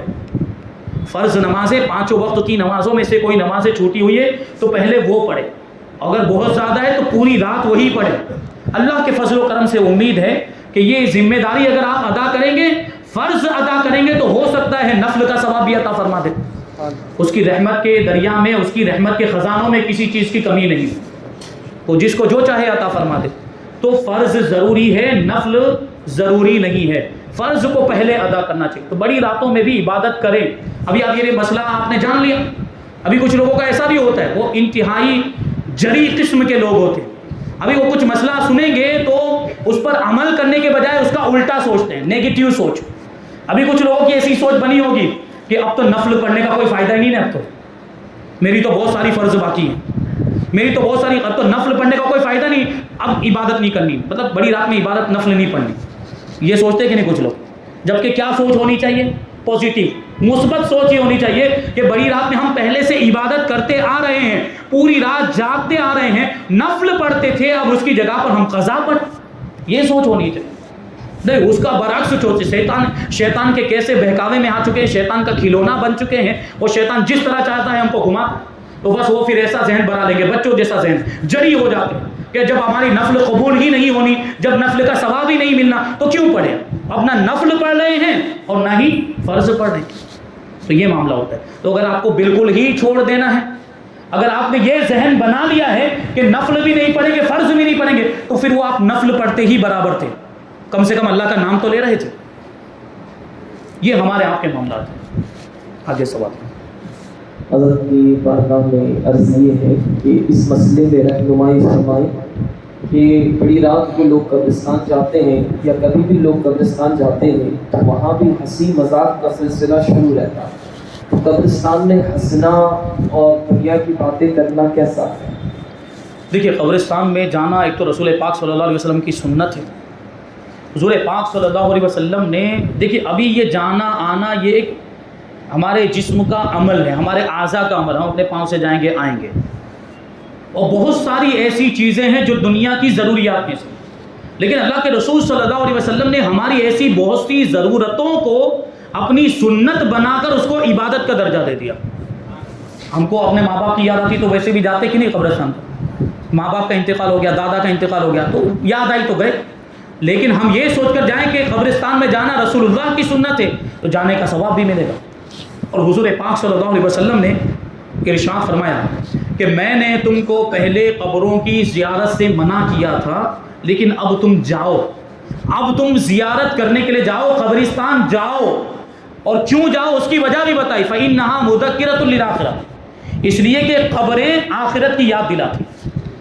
قبریں کیا کرتی ہیں؟ قبریں آخرت کی یاد دلاتی. آپ جائیں گے وہاں پر قبروں کو دیکھیں گے، آپ کے ذہن میں تصور آئے گا کہ یہ لوگ جو ابھی قبرستان میں قبروں کے اندر لیٹے ہوئے ہیں، قبروں میں سوئے ہوئے، یہ کبھی ایسا ٹائم تھا، ایسا وقت تھا کہ یہ زمین کے اوپر چلتے پھرتے تھے، یہ حیات تھے، یہ زندہ تھے، ان کے اوپر موت طاری ہوئی، وہ مر گئے، ان کا انتقال ہو گیا، وہ قبر میں چلے گئے. اور ہر انسان کو موت کا مزہ چکھنا ہے، ہر جاندار کو موت کا مزہ چکھنا ہے. تو اس کو یہ ذہن میں تصور آئے گا کہ مجھے بھی ایک دن مرنا ہے اور مجھے بھی مر کر قبر میں جانا ہے، اور یہ آخرت کی پہلی منزل ہے، تو مجھے اس کے لیے تیاری کرنی چاہیے. تو قبرستان جانے کا یہ مقصد تھا. قبرستان جانے کا یہ مقصد تھا کہ وہاں آپ جاتے اور قبرستان جا کر کچھ پڑھتے، اوراد و وظائف اور مردوں کو، مرحومین کو ایصال ثواب کرتے. یہ مقصد تھا. قبر کے بارے میں سوچ کر اپنی آخرت کی تیاری کرتے، اپنی آخرت کو یاد کرتے، آخرت کی فکر اپنے دل میں پیدا کرتے، اپنے ذہن میں پیدا کرتے. لیکن اس کی جگہ پر جا کے وہاں بھی اب ہنسی مذاق ہو رہا ہے، وہاں بھی اب ٹھٹا ہو رہا ہے. تو وہ مقصد تو فوت ہو گیا نا. تو آپ کے قبرستان جانے کا کیا مطلب ہوا؟ یہ بے حیائی اور بے شرمی کہاں تک بڑھتی جا رہی؟ جو مقصد تھا وہ مقصد ہی فوت ہو گیا. تو اس کی کیسے اجازت ہو سکتی کہ قبرستان میں جا کر وہاں پہ ہنسی مذاق کیا جائے یا دنیا کی باتیں کی جائے؟ وہاں تو جانے کا حکم اس لیے دیا گیا تھا کہ آخرت کی یاد تازہ ہو. ہنسی مذاق میں کون سی یاد تازہ ہوگی؟ تو خاموشی کے ساتھ جائیں، اوراد و وظائف پڑھیں، سورتیں پڑھیں، آیتیں پڑھیں، اور اس کو ایصال ثواب، اپنے مرحومین کو ایصال ثواب کریں. تو اللہ کی پناہ، ماں باپ چلے گئے، بیٹے کو قرآن پڑھنا ہی نہیں آتا تو کیا ایصال ثواب کرے؟ سورت پڑھنی آتی ہوتی یا دعائیں آتی ہوتی، اوراد و وظائف، تب تو وہ ایصال ثواب کرتا. آتا ہی نہیں تو کیا ایصال ثواب کرے گا؟ تو پھر یہ آدمی، ایسے لوگ جا کر وہاں ہنسی مذاق کریں گے تو کیا کریں گے؟ پھر وہ ایسے ہی لوگ ملیں گے. آپ دیکھ لیجیے گا، جن کو کچھ پڑھنا نہیں آتا. جن کو پڑھنا آتا ہوگا وہ جا کر پڑھیں گے، جن کو سورتیں آتی ہیں، آیتیں آتی ہیں، وہ پڑھ رہے ملیں گے آپ کو وہاں پر. اور جن کو کچھ نہیں آتا تو پھر وہ ہنسی مذاق کرتے ہیں. اور پھر بھیمل پان گٹکا ایسا سب کھاتے ہیں. دیکھیں وہاں پر وہ جگہ اس کے لیے ہے کیا؟ وہ اس کام کے لیے ہے کہ وہاں پر یہ سب کیا جائے. حضور نے کیا فرمایا؟ فَإِنَّهَا مُذَكِّرَةٌ لِلْآخِرَةِ، کہ قبریں تو آخرت کی یاد تازہ کرتی ہیں. آپ کے دل کتنے سخت ہو چکے ہیں، یا کہہ لیا جائے کہ دل مردہ ہو چکے ہیں کہ قبرستان میں بھی جا کر ہنسی مذاق کر رہے ہیں، اللہ کی پناہ عبرت حاصل نہیں کر رہے. سوچے تو صحیح کہ یہ انسان جو ہمارے ساتھ میں کل اٹھا بیٹھا تھا، آج قبر کے اندر ہے. تو ہم اس کے بارے میں سوچیں کہ ہمیں بھی جانا ہے قبر کے اندر. تو قبر والی زندگی کے لیے تیاری کرنی چاہیے. قبر کے عذاب کو برداشت کرنے کی ہمارے اندر طاقت ہے؟ ہرگز نہیں. یہ دنیا کے بچھو، یہ دنیا کے سانپ، یہ دنیا کے موذی جانور، یہ تو ایک مثال، ایک نمونہ ہے. قبر میں جو بچھو ہوں گے یا جہنم کے اندر جو بچھو اور سانپ ہوں گے، ان کی تکلیف، ان کے ڈنک مارنے، ان کے ڈسنے کا تو ہم اندازہ ہی نہیں لگا سکتے. یہ تو ایک نمونہ، دنیا کی آگ یا دنیا کے موذی جانور، یہ ایک صرف مثال ہے. جہنم کے موذی جانوروں اور جہنم کی آگ کے مقابلے میں ان کی کوئی اوقات نہیں، کوئی حیثیت نہیں ہے موذی جانوروں کی. اور آج ہمیں کوئی بچھو ڈنک مار لے یا سانپ ڈنک مار لے، بلکہ مچھر کاٹ لے، کیسے بے چین ہو جاتے، کیسے بے قرار ہو جاتے. تو قبر کے بچھوؤں کے ڈنکوں کو ہم کیسے برداشت کر پائیں گے؟ اور سانپوں کا ڈسنا ہم کیسے برداشت کر پائیں گے؟ تو اس کے بارے میں بھی تو سوچیں. وہی تو اصل زندگی. یہ جو دنیا کی زندگی، یہ تو 4 دن کی زندگی، آج ہے کل نہیں، مر کے سب کو جانا ہے. تو جہاں جانا ہے، جہاں ہمیشہ رہنا ہے، آخرت، اس کی ہمیں تیاری کرنی چاہیے. حضور نے خود ارشاد فرمایا، کن فی الدنیا کأنک مسافر او عابر سبیل، کہ دنیا میں اس طریقے سے رہو گویا کہ تم مسافر ہو یا راستہ طے کرنے والا. مسافر کیا کرتا ہے؟ مسافر جب سفر کرتا ہے راستے میں رکتا نہیں، رکتا ہے تو صرف ضرورت کی وجہ سے رکتا ہے. کیوں؟ کیونکہ اس کو منزل تک پہنچنا ہوتا ہے. اگر وہ راستے ہی میں رک جائے گا یا راستے کی چیزوں سے دل لگا لے گا، وہ اپنی منزل تک پہنچ پائے گا؟ نہیں پہنچ پائے گا. اسی طرح مومن اور مسلمان کی منزل ہے جنت، مومن اور مسلمان کی منزل ہے آخرت، اور یہ دنیا اسی کا سفر ہے. تو اس سفر میں ہم رواں دواں ہیں، یہ سفر ہم طے کر رہے ہیں. مسافر جس طریقے سے راستے کی چیزوں سے دل نہیں لگاتا، اسی طریقے سے ہمیں دنیا کی چیزوں سے دل نہیں لگانا چاہیے، ورنہ ہم اپنی منزل مقصود یعنی جنت تک نہیں پہنچ پائیں گے. تو یہ چیز ذہن میں رکھیں. قبرستان جو ہے وہ اس لیے ہے کہ وہاں جائیں آپ اپنے مرحومین کو یاد کریں, ان کے لیے ایصال ثواب کریں, اور وہاں کچھ اوراد و وظائف, صورتیں, آیتیں پڑھیں, اور اسی طریقے سے وہاں وہ کھڑے رہ کر ذہن میں تصور لائے, آخرت کا تصور لائے, آخرت کی یاد دلانے کے لیے قبرستان ہے, ہنسی مذاق یا دنیا کی باتیں کرنے کے لیے نہیں ہے. جو ایسا کرتے ہیں وہ اپنے دل کی کیفیت کا اندازہ لگائیں, وہ خود اپنے دل کا محاسبہ کریں کہ ان کا دل کتنا سخت ہو چکا ہے. اللہ تعالیٰ سب کو نیک توفیق عطا فرمائے. حضرت کی بارگاہ میں عرض ہے کہ اس مسئلے میں رہنمائی فرمائیں کہ کہا جاتا ہے کہ جو رمضان کے آنے کی خوشی اور جانے کا غم کرتا ہے اس کے لیے جنت واجب ہو جاتی ہے. تو یہ کیسی خوشی ہے اور یہ کیسا غم ہے کہ جس کو کرنے سے آدمی پر جنت واجب ہو جائے؟ سوال سمجھ میں آ گیا کہ رمضان کے آنے کی اگر کوئی خوشی منائے اور اسی طرح رمضان کے جانے پر کوئی غم منائے تو ایسی روایت مشہور ہے کہ اس کے لیے جنت واجب ہو جاتی ہے. تو یہ جو روایت مشہور یہ بالکل غلط اور موضوع روایت ہے. اس طرح کی کوئی حدیث نہیں, اس طرح کی کوئی روایت نہیں. کم سے کم ہم نے تو ابھی تک کسی کتاب کے اندر نہیں پڑھی, بلکہ علماء کی کتابوں میں, علماء کے فتاووں میں ہم نے یہ دیکھا ہے کہ یہ روایت غلط ہے. اس طرح کی کوئی روایت نہیں ہے, اس طرح کی کوئی حدیث ہے ہی نہیں. ہاں خوشی منا سکتے ہیں آپ. رمضان کا مہینہ بڑا مبارک مہینہ, برکت والا مہینہ ہے, یہ نیکیوں کا موسم بہار ہے. بلکہ یہ اللہ کے رسول صلی اللہ علیہ وسلم بھی جب رمضان کا مہینہ آتا تھا تو صحابہ کرام کو اس کی خوشخبری دیتے تھے. حضور پاک صلی اللہ علیہ وسلم, ایک روایت میں کہ حضور پاک صلی اللہ علیہ وسلم ممبر پر تشریف فرما ہوئے رمضان آنے سے پہلے, اور ارشاد فرمایا کہ اے لوگو تم پر ایسا مہینہ سایہ فگن ہونے والا ہے جو بڑا ہی برکت والا مہینہ, اور جس میں ایک رات ایسی ہے جو 1000 مہینوں سے افضل ہے, جس کے روزے تم پر فرض کیے گئے, جس میں رات میں قیام کرنا تمہارے لیے نفل قرار دیا گیا, یعنی تراویح کی نماز کی طرف اشارہ کیا. تو یہ رمضان کے تعلق سے خوشخبری دینا یہ تو اللہ کے رسول صلی اللہ علیہ وسلم کی سنت ہے. تو خوشخبری دینا یہ اچھی بات ہے. اسی طریقے سے رمضان کے چلے جانے پر, کیونکہ وہ نیکیوں کا موسم بہار, اس میں نیکیوں کا ثواب بڑھا دیا جاتا ہے, نفل کا ثواب فرض کے برابر ہو جاتا ہے, فرض کا ثواب 70 فرضوں کے برابر ہو جاتا ہے. اور یہ رمضان المبارک کا ایسا مہینہ ہم سے گزر جائے تو غم کی کیفیت ہونی چاہیے, رنج کی کیفیت ہونی چاہیے کہ وہ مہینہ گزر گیا اور ہم اس کی قدر نہ کر سکے, کما حق ہو اس میں عبادت نہ کر سکے. تو یہ غم کی کیفیت پیدا ہونا یہ بھی دل کے نرم ہونے کی ایک علامت اور نشانی ہے.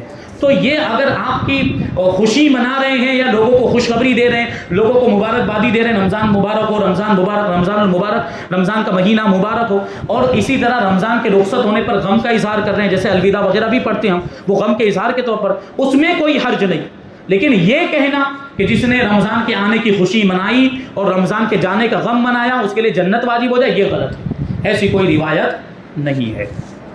وہ میسج بڑے گھومتے ہیں رمضان کے آنے کے پہلے کہ اگر 11 لوگوں کو اس سے پہلے بتا دیا کہ رمضان کا مہینہ آنے والا ہے تو جنت واجب ہو جاتی ہے. تو اس میسج کے تعلق سے کیا کہتے ہیں, اس کو بہت فارورڈ کرتے ہیں. دیکھیے ہمارے جو بھائی ہیں, ہمارے مسلمان بھائی ہیں, ان کا معاملہ یہ کبھی تو کیسا میسج پڑھا بھی نہیں, بس آگے بڑھا دیا, فارورڈ کر دیا.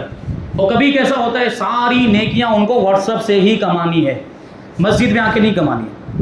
ساری نیکیاں سارے ثواب کے کام ان کو واٹس ایپ پہ کرنے ہیں. ابھی آج آپ نے بھی دیکھا ہوگا سلسلہ چالو ہوا ہے, کون سا, معافی مانگنے کا. بڑی رات آ رہی, بھائی میرے سے کوئی غلطی ہوئی تو معاف کر دینا. تو وہ واٹس ایپ پہ مانگیں گے. صحیح طریقہ کیا, روبرو ملاقات کریں آپ. اگر کسی کا دل دکھایا ہے, کسی کو تکلیف پہنچائی ہے, تو صحیح طریقہ کیا ہے کہ اسے روبرو ملاقات کریں, اسے مصافحہ کریں, اس کو گلے لگائیں, معانقہ کریں, اور جو غلطی ہوئی اس غلطی کی معافی مانگ. یہ صحیح طریقہ. واٹس ایپ پہ بس بھیج کر سمجھتے ہیں کہ ہم نے ذمہ داری پوری کر. تو اسی طریقے سے کوئی بھی میسج آ جائے اور اس کی تحقیق نہیں ہے, بغیر تحقیق کے پھیلانے لگ جاتے ہیں, تو پہلے اس کی تحقیق کریں کہ جو میسج آیا ہے ہمارے پاس وہ صحیح ہے کہ نہیں, یا کس نے بھیجا, کسی معتبر آدمی نے بھیجا ہے, یا اس میں کسی معتبر کتاب کا حوالہ ہے کہ نہیں, یا کسی معتبر مفتی صاحب کا اندر نام لکھا ہے کہ نہیں لکھا. یہ سب تحقیق کریں, پھر اس کو آگے بڑھائیں. ایسے ہی کسی بھی میسج کو آگے نہ بڑھاتے.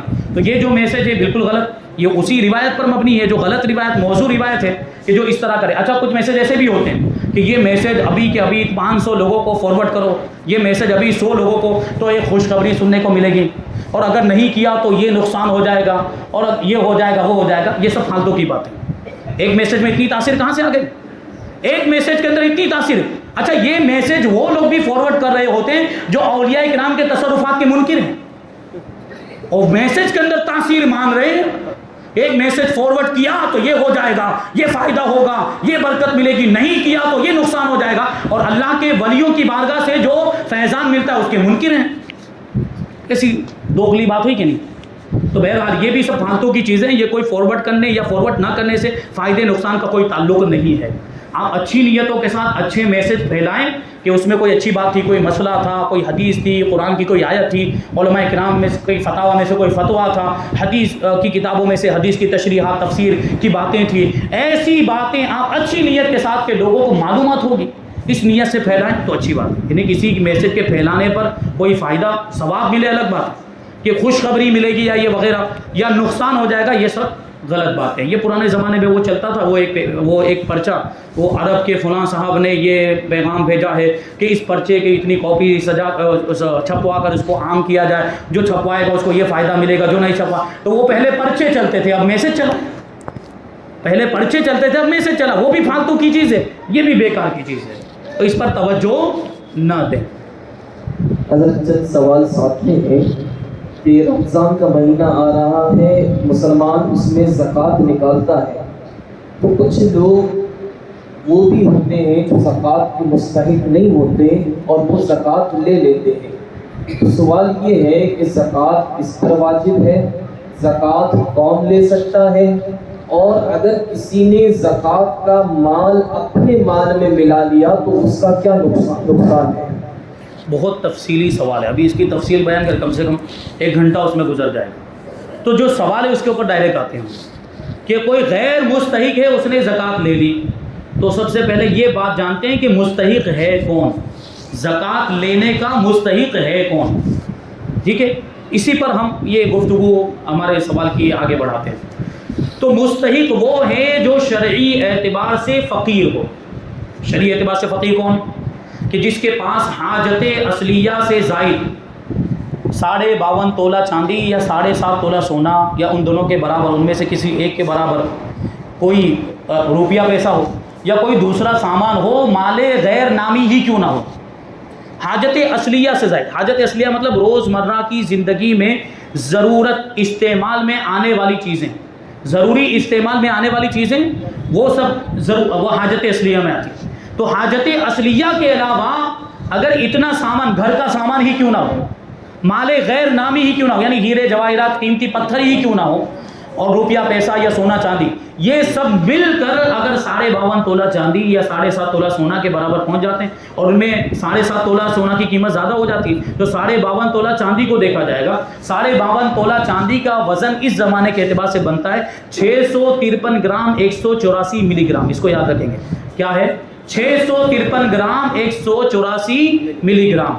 تو یہ اتنی چاندی کی قیمت کا کوئی بھی سامان حاجت اصلیہ سے زائد ہو، اب اگرچہ وہ مال غیر نامی ہی کیوں نہ ہو۔ یہ مال غیر نامی بار بار کیوں بول رہا ہوں؟ کیونکہ زکوٰۃ کی جہاں فرضیت کی بات آتی ہے تو زکوٰۃ جو فرض ہوتی ہے وہ مال نامی میں فرض ہوتی ہے، زکوٰۃ مال غیر نامی میں فرض نہیں ہوتی۔ اس کو یوں سمجھا کہ مال نامی 3 ہے، روپیہ پیسہ، سونا چاندی اور جانور اور تجارت کا سامان، جو سامان ہم لے بیچ کرتے ہیں وہ تجارت کا سامان، یہ 3 قسم کے مال ہیں۔ انہی اموال کے اندر زکوٰۃ واجب ہوتی ہے، مال غیر نامی میں زکوٰۃ واجب نہیں ہوتی۔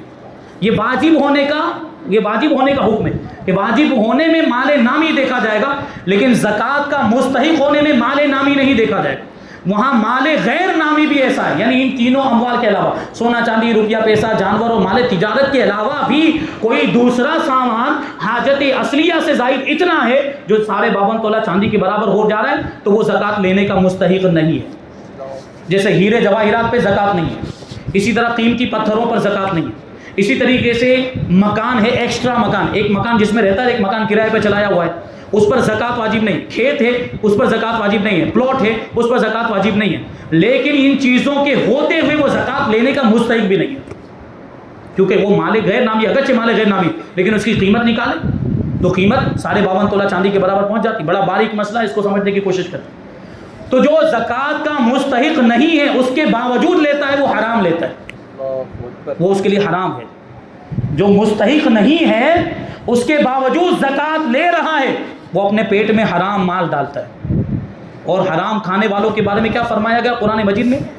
وہ اپنے پیٹ میں جہنم کی آگ بھرتے ہیں، یعنی دنیا کے اندر جہنم کی آگ بھرتے ہیں، اور جب مریں گے تو جہنم کی بھڑکتی ہوئی آگ میں جائیں گے. یہ الگ کتنا سخت عذاب ہے ایسے لوگوں کا. تو ظاہر سی بات، اور سامنے والے کو اگر معلوم ہے، دینے والے کو معلوم ہے کہ یہ مستحق نہیں، پھر بھی دے رہا ہے تو اس کی زکوٰۃ ادا نہیں ہوگی. اور اس نے پوچھ لیا ایک بار، دینے والے نے اس سے پوچھ لیا بھائی آپ مستحق ہیں کہ نہیں، آپ زکوٰۃ لینے کے حقدار ہیں کہ نہیں؟ اس نے کہا ہاں میں مستحق ہوں، میں تو بہت غریب. ایسے ٹائم پہ دیکھیں آپ کیسا منہ بناتے ہیں، میں تو بہت غریب ہوں، میں تو بہت تنگ دست ہوں، کھانے پینے کے واندے. اور اس نے اسی پر بھروسہ کرتے ہوئے، سنی مسلمان ہے سامنے والا، دے دی. تو اب اس کا کوئی مواخذہ نہیں، اس کی کوئی پکڑ نہیں. اب وہ گنہگار ہوگا. ایک تو حرام لے رہا ہے، اور دوسرے یہ کہ اس کی زکوٰۃ کو خراب کر رہا ہے، اس کا بھی وہی ذمہ دار ہوگا. یہ تو بری ہو گیا کیونکہ اس نے تو پوچھ لیا تھا، اس نے پوچھ لیا کہ آپ مستحق ہیں کہ نہیں. اس نے کہا میں مستحق ہوں، تو اس نے اس کا بھروسہ کرتے ہوئے دے دیا. کہ سنی مسلمان کی بات پر بھروسہ کیا جا سکتا ہے، دے دیا. لیکن وہ جھوٹ بولتا ہے. 3 گناہ ہو گئے. ایک تو ناحق زکوٰۃ لینا اس کے لیے حرام ہوا، دوسرا یہ کہ اس کی زکوٰۃ کو ضائع کر رہا ہے کہ غیر مستحق کے پاس جا رہی ہے، دوسرا گناہ ہو گیا. تیسرا گناہ جھوٹ بولنے کا، مستحق نہیں تھا پھر بھی اپنے آپ کو مستحق بتایا. تو یہ ایسے لوگ دنیا کے اندر پائے جاتے. کیسے کیسے لوگ، برادری کے بارے میں آپ کو بتاؤں، نام نہیں لے سکتا. وہ برادری کے لوگ ایسے مالدار، اتنے مالدار، لیکن زکوٰۃ لینے کو اپنا حق سمجھتے ہیں. ایک مخصوص برادری زکوٰۃ لینے کو اپنا حق سمجھتے ہیں، بڑے مالدار. اور بسا اوقات ان کو تو دیکھا گیا ہے بعض گاؤں دیہات کے اندر 4 ویل لے کر زکوٰۃ وصول کرنے کے لیے نکلتے ہیں. 4 ویلر.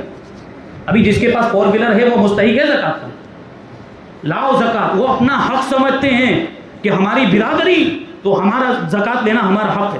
ایسے لوگوں کو ہرگز نہیں دینا چاہیے. بہرحال اس میں اور تفصیل ہو سکتی ہے، وقت ہمارا تنگی دامن کی شکایت کرتا ہے. زکوٰۃ کا پیسہ اپنے کاروبار میں لگا دیا، سارا حرام ہو جائے گا. جی، جو اہم پوائنٹ تھا اس کو شامل کر لیتے ہیں، ورنہ وہ تو اور تفصیل کرنے جائیں گے تو بہت بات ہو جاتی ہے. زکوٰۃ، ایک تو یہ کہ دیکھیے آپ نے زکوٰۃ کے لیے مال نکال کر الگ رکھ دیا کہ وہ سال پورا ہوگا تو یہاں سے نکال کر دے دیں گے، اس میں کوئی حرج نہیں. یہ دیکھیے سوال پہلے سمجھے، سوال شاید آپ نے نہیں سنا. سوال یہ ہے کہ زکوٰۃ کے مال کو اپنے مال کے ساتھ ملا دینا کیسا؟ تو زکوٰۃ کا مال بنے گا کب، پہلے تو وہ سوچنا ہے. تو میں نے جو یہ مثال دی کہ بھائی نکال کے رکھ دیا تھا، یہاں الگ سے رکھا ہوا تھا، یا کبھی کچھ لوگ ایسے غلہ بنا لیتے ہیں، وہ گلک اس میں وہ ڈالتے رہتے ہیں کہ جب سال پورا ہوگا تو اسی میں سے نکال کر وہی زکوٰۃ کی نیت سے اس کو ادا کریں. تو صرف یہاں الگ کر لینے کی وجہ سے وہ زکوٰۃ کا مال نہیں بن گیا. آپ اس کے اندر نیت تبدیل بھی کر سکتے ہیں. آپ نے زکوٰۃ کی نیت سے رکھا ہوا تھا، پھر آپ نے سوچا یہ ضرورت پڑی ہے، پیسے باقی کے پیسے تو بینک کے اندر یہ رکھ کے لاؤ لے لیتا ہوں، استعمال کر سکتے ہیں. پھر بعد میں دوبارہ وہاں رکھ دی. جب تک آپ ادا نہیں کر دیتے، جب تک آپ فقیر کو دے نہیں دیتے، وہاں تک آپ اس کے اندر نیت تبدیل کر سکتے ہیں. بلکہ ابھی فقیر کو دے بھی دیے آپ، اور فقیر کے قبضے میں موجود ہے، فقیر نے استعمال نہیں کیے، اس کے پاس وہ سلامت موجود، تب بھی نیت تبدیل کی جا سکتی. ہاں استعمال ہو چکے تو نیت تبدیل نہیں ہو سکتی. یہاں سوال یہ تھا کہ زکوٰۃ کا مال ہے، یعنی زکوٰۃ کی نیت سے دے دیے ہیں کسی شخص نے، زکوٰۃ ادا کرنے والے نے کسی کو دے دیے ہیں، اب وہ پیسے لے کر اپنے مال کے ساتھ ملا دے، یہ حرام. وہ پیسے کو، اب وہ اس کی جو زکوٰۃ تھی وہ ضائع ہو گئی. اس نے جو زکوٰۃ کے پیسے دیے تھے، اس زکوٰۃ کے پیسوں کو آپ نے اپنے مال کے اندر ملا دیا، وہ ضائع ہو گئے. اب اس شخص کو اس کا تاوان دینا پڑے گا، جس نے اپنے پیسوں میں زکوٰۃ والے کے زکوٰۃ کے پیسوں کو ملا دیا، ملانے والے کو اس کا تاوان دینا پڑے. تاوان مطلب اس کی بھرپائی کرنی پڑے. وہ جتنی زکوٰۃ کے روپیے تھے وہ اس کو دے ریٹرن، پھر زکوٰۃ کی نیت سے دے. کیونکہ یہ اس کی طرف سے زکوٰۃ کی نیت تو نہیں کر سکتا، اس نے اس کی زکوٰۃ کو ضائع کر دیا ہے. اب جس کی زکوٰۃ ہے اس کی زکوٰۃ ادا تو نہیں ہوئی ہے، اب یہ چاہے کہ میں اس کی زکوٰۃ دے دوں، نہیں ہو سکتا. ہاں اس کو وہ جو تاوان کے طور پر اس کو دے، یا وہ اس کی اجازت لے کہ آپ کی زکوٰۃ مجھ سے ضائع ہو گئی، آپ کی طرف سے اتنے مال کی زکوٰۃ میں ادا کرتا ہوں، آپ اجازت دیتے، وہ اجازت دے اور یہ ادا کرے، تب جا کے وہ زکوٰۃ ادا ہوگی. کتنا باریک مسئلہ ہے. اچھا یہ چیز آپ غور کریں، مدرسے کا جو چندہ ہوتا ہے، دارالعلوم کا جو چندہ ہوتا ہے، اس میں لاگو نہیں ہوتی. آپ وہ فٹ مت کرنے لگ جانا. تو مدرسے کا جب چندہ ہوتا ہے تو اس میں آپ دیکھیں تو وہ زکوٰۃ بھی دیتے ہیں، للہ بھی دیتے ہیں، اور صدقہ بھی دیتے کہ نہیں دیتے، اور سب مکس کر دیا جاتا ہے، ہوتا ہے کہ نہیں. تو ابھی آپ کہیں وہاں بھی تو زکوٰۃ مکس ہو گئی. وہاں بھی تو صدقہ مکس ہو گیا. وہاں علماء نے اجازت دی ضرورت کی وجہ سے, وہاں علماء نے اجازت دی ضرورت کی, ملا سکتے ہیں. پھر بعد میں ہم نے تو لکھا ہوا ہے, ریکارڈ میں ہمارے ہے, تو ہم اس میں سے دیکھ کر کہ اتنے اتنے پیسے زکوٰۃ کے آئے ہیں, اتنے اتنے للہ آئے ہیں, اتنے اتنے فطرے کے آئے ہیں, وہ الگ کر لیں, بعد میں الگ کیا جا سکتا ہے, لیکن خود کے مال میں ملانے کی اجازت نہیں ہے. حضرت کی بارگاہ میں عرض یہ ہے کہ اس مسئلے میں رہنمائی فرمائیں کہ دیکھا گیا ہے کہ ایک بندہ اگر گناہ سے توبہ کر لیتا ہے تو محلے والے یا اس کے دوست اس کو اس بات پر طعنہ دلاتے ہیں, اسے شرم دلاتے ہیں کہ اچھا بڑا نمازی بن رہا ہے, پتہ ہے تو نے کیا کیا تھا. تو ایسا کرنا کیسا؟ یہ جو طعنہ دینے والے بہت بڑے مجرم ہیں. اگر کوئی شخص اپنے گناہوں سے توبہ کر لیتا ہے تو اس نے تو بہت اچھا کام کیا, بلکہ سچے دل سے توبہ کی ہے اگر اس نے, تو ایسے لوگوں کے بارے میں اللہ ارشاد فرماتا ہے اولئک یبدل اللہ سیئاتہم حسنات, کہ جو سچے دل سے توبہ کر لیتا ہے اللہ تبارک و تعالیٰ اس کے گناہوں کو نیکیوں میں تبدیل کر دیتا ہے. سچے دل سے توبہ کرنے والے کی تو یہ فضیلت, سچے دل سے جس نے توبہ کی ہو اللہ تبارک و تعالیٰ خود اس کے گناہوں کو معاف فرما دیتا ہے. ان اللہ یغفر الذنوب جميعا, کہ بے شک اللہ تبارک و تعالیٰ سارے گناہوں کو معاف کر دیتا ہے. جب پروردگار نے معاف کر دیا تو پھر تم طعنہ دینے والے کون ہوتے؟ کسی نے توبہ کر لی ہے اور اس کے توبہ کرنے کے باوجود اس کے پرانے گناہ کو تم یاد دلاتے کہ تو یہ کرتا تھا, تو گنڈا تھا, تو موالی تھا, سب تیرے دھندے ہم کو معلوم. اب وہ پرانی باتیں ہیں, توبہ کر لینے کی وجہ سے سارے پرانے گناہ, جن گناہوں سے اس نے توبہ کی, وہ سارے گناہ مٹ جایا کرتے ہیں, معاف ہو جاتے ہیں. اگر سچے دل سے توبہ کی ہو اور وہ توبہ اللہ کی بارگاہ میں قبول ہو گئی ہو تو سارے گناہ معاف ہو جاتے ہیں. ہوتے کہ نہیں ہوتے؟ کفر اور شرک کے علاوہ معاف نہیں ہوتے. کفر اور شرک سے بھی اس انداز میں توبہ کی ہو, اسی کفر سے اسی شرک سے جو کیا ہے توبہ کی, تو وہ بھی معاف ہو سکتا ہے. لیکن یہاں بات چل رہی ہے عام گناہوں کی یا حقوق العباد. حقوق العباد میں اگر بندے سے معافی مانگ لی تھی, توبہ کر لی, تو وہ بھی معاف ہو جاتا ہے. تو پھر آپ کون ہوتے ہیں طعنہ دینے والے؟ بلکہ ایسے جو آر دلاتے ہیں نا, جو شرم دلاتے پرانے گناہ پر, ان کے بارے میں حدیث شریف میں ترمذی شریف کی حدیث ہے کہ من عیر اخاہ بذنب لم یمت حتی یعملہ. قال احمد, وہ امام احمد ابن حنبل فرماتے ہیں کہ پرانے گناہ کے بارے میں بات چل رہی ہے کہ جو کسی اپنے بھائی کے گزشتہ گناہ پر اس کو آر دلائے, گزشتہ گناہ, ایسے گناہ پر اس کو شرم دلائے جس گناہ سے وہ توبہ کر چکا ہے, تو یہ شرم دلانے والا نہیں مرے گا یہاں تک کہ خود اس گناہ میں مبتلا نہ ہوگا. جب تک کہ خود اس گناہ میں مبتلا نہ ہوگا وہ مرے گا نہیں. کتنا بڑا عذاب ہے, کتنی بڑی سزا ہے دنیا کے اندر ہی یہ آر دلانے والوں کے لیے, کہ جو توبہ کرنے والوں کو شرم دلاتے, جو توبہ کرنے والوں کو طعنہ دیتے, تو ان کے بارے میں فرمایا جا رہا ہے کہ وہ مریں گے نہیں جب تک کہ وہ خود وہ گناہ میں مبتلا نہیں ہو جاتے. تو طعنہ دینے والوں کو عبرت حاصل کرنی چاہیے, بلکہ اس کی تو تعریف کرنی چاہیے. جس نے توبہ کر لی اس کی تو حوصلہ افزائی کرنی چاہیے. الحمدللہ بہت اچھی بات ہے کہ آپ نمازی بن گئے, آپ نے گناہوں سے توبہ کر لی, اللہ ہمیں بھی توفیق عطا فرمائے. اس طرح کے حوصلہ افزائی والے جملے کہنے چاہیے, جبکہ وہ آپ تو اور اس کو بھڑکانے والے جملے کہتے ہیں. تو یہ بات صحیح نہیں ہے, اور اس کا جو عذاب وہ میں نے آپ کو بیان کیا. اس مجلس کا آخری سوال, مکتب میں زکوٰۃ اور فطرے کے پیسے دے سکتے ہیں یا نہیں دے سکتے؟ مکتب مطلب آپ سب سے پہلے وہ سمجھیں, مکتب مطلب جو مسجدوں میں مدرسے چلتے ہیں, یا ایسے مدرسے, اگر مسجد کے علاوہ بھی ایسے مدرسے چلتے ہیں جن میں بچوں کے رہنے سہنے کا, کھانے پینے کا انتظام نہیں ہوتا, بچے آتے ہیں چلے جاتے ہیں. ٹھیک ہے, جیسے ہماری مسجد میں مدرسہ چلتا ہے, صبح بچے آئے چلے گئے, دوپہر میں آئے چلے گئے, مغرب بعد آئے چلے گئے, عشاء کے بعد آئے چلے گئے, ہو سکتا ہے یہ 4 ٹائم کا مدرسہ ہو.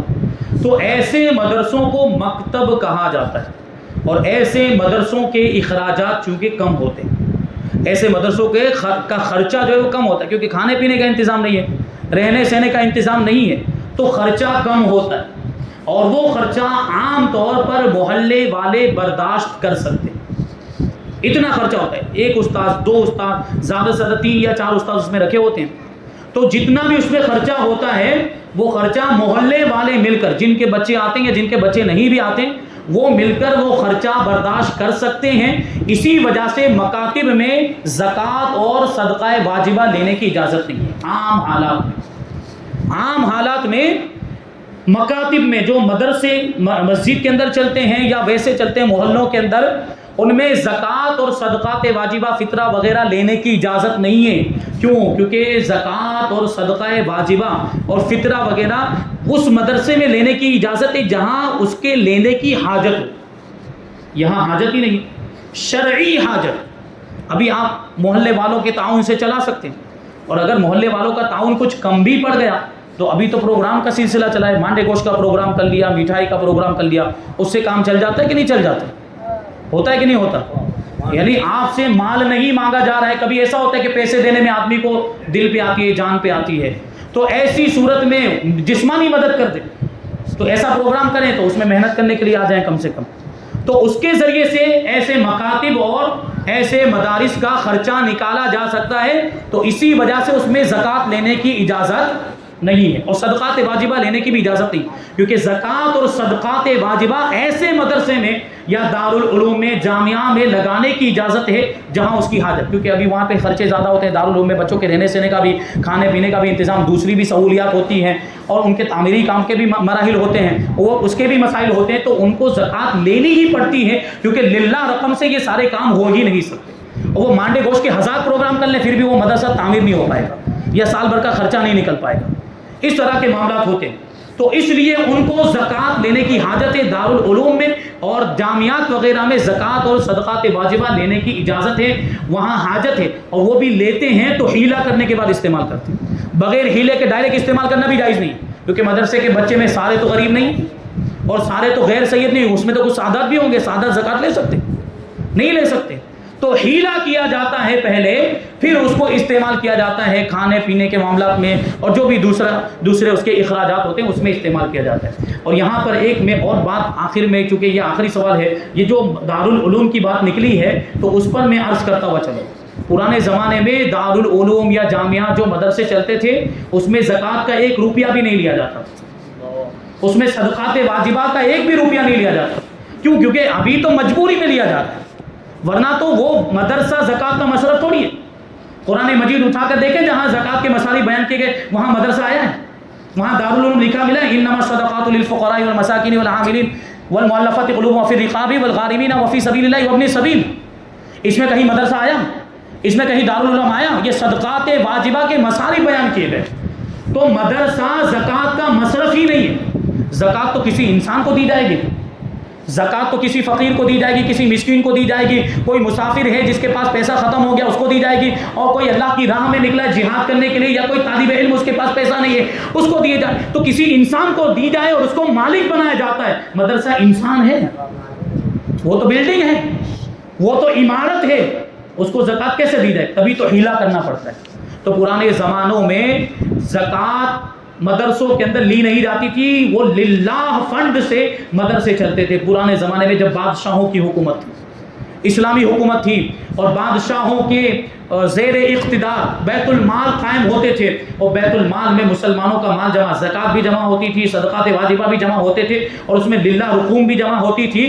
اور اسی للہ رقم کے ذریعے سے اس زمانے کے بادشاہ دارالعلوم اور جامعات اور مدرسوں کو چلایا کرتے تھے، اور اسی میں سے اس زمانے کے علماء کو، پڑھانے والے اساتذہ کو تنخواہیں ملتی تھی، ان کو وظیفے ملتے تھے. اس لیے اس زمانے میں زکوٰۃ لینے کی ضرورت ہی نہیں. اور آج حالات ایسے ہو گئے کہ ہماری توجہ مدرسوں پر رہی ہی نہیں، ہماری توجہ دارالعلوم پر رہی ہی نہیں، جو دین کے قلعے ہیں، جہاں سے دین کے اسلام کے سپاہی پیدا ہوتے ہیں، جہاں سے علماء پیدا ہوتے ہیں جو ہمیں دین کی باتیں سکھاتے ہیں. وہ ایسے مدرسے جو دین کے قلعے، ہماری اس پر کیسی توجہ ہونی چاہیے؟ زکوٰۃ کا 1 روپیہ لینے کی ضرورت نہیں پڑنی چاہیے. للہ رقم سے ایسی مدد کرنی چاہیے کہ ان کو زکوٰۃ اور صدقات واجبہ لینے کی حاجت ہی نہیں پیش آنی چاہیے. لیکن وہ کیا کریں گے؟ مجبور ہیں. ارے زکوٰۃ بھکاریوں کی طرح زکوٰۃ مانگنی پڑتی ہے. آتے ہیں نا سفیر، آپ لوگ دیکھتے ہیں، جہاں بھکاری بیٹھا ہے وہیں وہ مدرسے کا سفیر بھی بیٹھا ہے. کیا حالت بنا دی آپ نے دین کے رہبر کی، کیا حالت بنا دی آپ نے اسلام کے رہنما کی.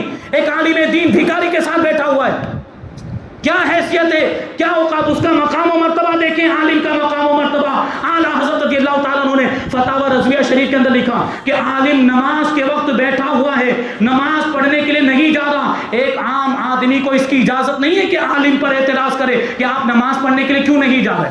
اس کی اوقات ہی نہیں، اس کا مرتبہ ہی نہیں. عالم کے مرتبے کو سمجھیں. یہ علماء ہیں کہ سمندر کی مچھلیاں بھی ان کے لیے مغفرت کی دعائیں کرتی عالموں کے لیے. اور آپ نے عالم کو وہاں پھٹ پاتھ پہ بٹھا دیا، آپ نے عالم کو بھکاری کے ساتھ بٹھا دیا. اب اس کو زکوٰۃ بھی مانگنی، بھکاریوں کی طرح مانگ رہا ہے. یہ مدرسوں کے حالات آج ہمارے ہو گئے جو دین کے قلعے ہیں، جہاں سے دین کے سپاہی نکل رہے ہیں. یہ علماء ابھی روئے زمین پر موجود ہیں تو قیامت نہیں آ رہی ہے. جس دن علماء ختم ہو گئے سمجھ لو قیامت آ گئی. اور علماء کہاں سے آ رہے ہیں؟ مدرسوں سے آ رہے ہیں، دارالعلوم سے آ رہے ہیں. اور دارالعلوم والوں کو ہم نے بھیک مانگنے پر مجبور کر دیا.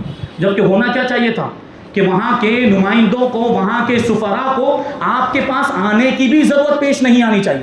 آپ خود لے جا کر دیں، خود لے جا کر پہنچائیں، اور مدرسوں کو، دارالعلوم کو اپنی للہ رقم سے چلائیں کہ ان کو زکوٰۃ لینے کی ضرورت ہی نہ پڑے، کہ ہیلا کرنے کی بھی ضرورت نہ آئے. پرانے زمانے میں للہ رقم ہی سے مدرسے چلتے تھے، دارالعلوم چلتے تھے. لیکن آج ہماری قوم نے ہی مجبور کر دیا ہے، ہم نے خود مجبور کیا ہے مدرسے والوں کو زکوٰۃ لینے پر. ہم نے خود مجبور کیا کہ وہ زکوٰۃ لینی پڑ رہی ہے ان کو. سوچے تو صحیح. آپ مالدار حضرات کو میں مخاطب کرنا چاہوں گا کہ زکوٰۃ کتنی نکلتی ہے؟ کتنے پرسنٹ؟ 2.5% زکوٰۃ نکلتی ہے. 2.5% زکوٰۃ نکالنے کے بعد مالدار کے پاس ابھی اور کتنا مال بچتا ہے؟ 97.5%. ابھی آپ مجھے بتائیں کہ 97.5% میں سے اور 2.5% للہ وہ اگر نکالے گا اس کا کیا چلا جائے گا؟ پھر بھی تو 95% اس کے پاس ہے کہ نہیں؟ اگر وہ للہ رقم نکالتا ہے کتنے دین کے کام اس کے ذریعے سے ہو سکتے کہ نہیں ہو سکتے؟ لیکن توجہ ہی نہیں ہے. بلکہ زکوٰۃ ادا کرنے میں ان کی ماں مر جاتی ہے، نانی یاد آ جاتی ہے. زکوٰۃ ادا کرنے میں ان کا یہ تصور ہوتا ہے ہماری محنت کی کمائی کیسے دے دیں. تمہاری کیا محنت کی کمائی؟ تمہارا سارا مال تو اللہ کا دیا ہوا ہے، تمہارا خود کا کیا ہے؟ آدمی ہزاروں محنت کرتا ہے، 1 روپیہ نہیں ملتا. کبھی ایسے بیٹھے ہوئے ہزاروں روپے مل جاتے ہیں. اللہ چاہے تو پورا دن محنت کرے، 1 روپیہ نہیں ملے گا. کس نے دیا ہے؟ اللہ نے دیا ہے. اسی اللہ نے آپ کو یہ 100% مال دیا ہے، اور اسی اللہ نے اس میں سے 2.5% آپ کو ادا کرنے کا حکم دیا ہے. اس میں آپ کے دل پر، آپ کی جان پر کیوں بنا کی؟ خوش دلی کے ساتھ ادا کریں، خلوص کے ساتھ ادا کریں تو پھر دیکھیں کیسی برکت ہوتی. 1 روپیہ ادا کریں 70 کے برابر ثواب ملے گا. اور 70 کے برابر ثواب کیا؟ 70 روپے ملیں گے آپ کو انشاءاللہ. یہ کر کے دیکھیں. مثل الذین ينفقون اموالهم فی سبیل اللہ کمثل حبۃ انبتت 7 سنابل فی کل سنبلۃ 100 حبۃ. کہ جو لوگ اللہ کی راہ میں اپنے اموال خرچ کرتے ہیں، اپنے مال خرچ کرتے ہیں، ان کی مثال ایک دانے کی طرح. وہ دانہ کمثل حبۃ انبتت 7 سنابل، ایک دانے میں سے 7 بالیاں نکلتی، اور 7 بالیوں میں سے فی کل سنبلۃ 100 حبۃ، ہر بالی کے اندر 100 دانے ہوتے ہیں. اب بتاؤ کتنے دانے ہو گئے؟ 700 دانے ہو گئے. 1 روپیہ اللہ کی راہ میں خرچ کریں، اللہ تبارک و تعالیٰ 700 روپے کے برابر ثواب عطا فرماتا. اور پھر اتنا ہی نہیں، یہ تو فکس ہے.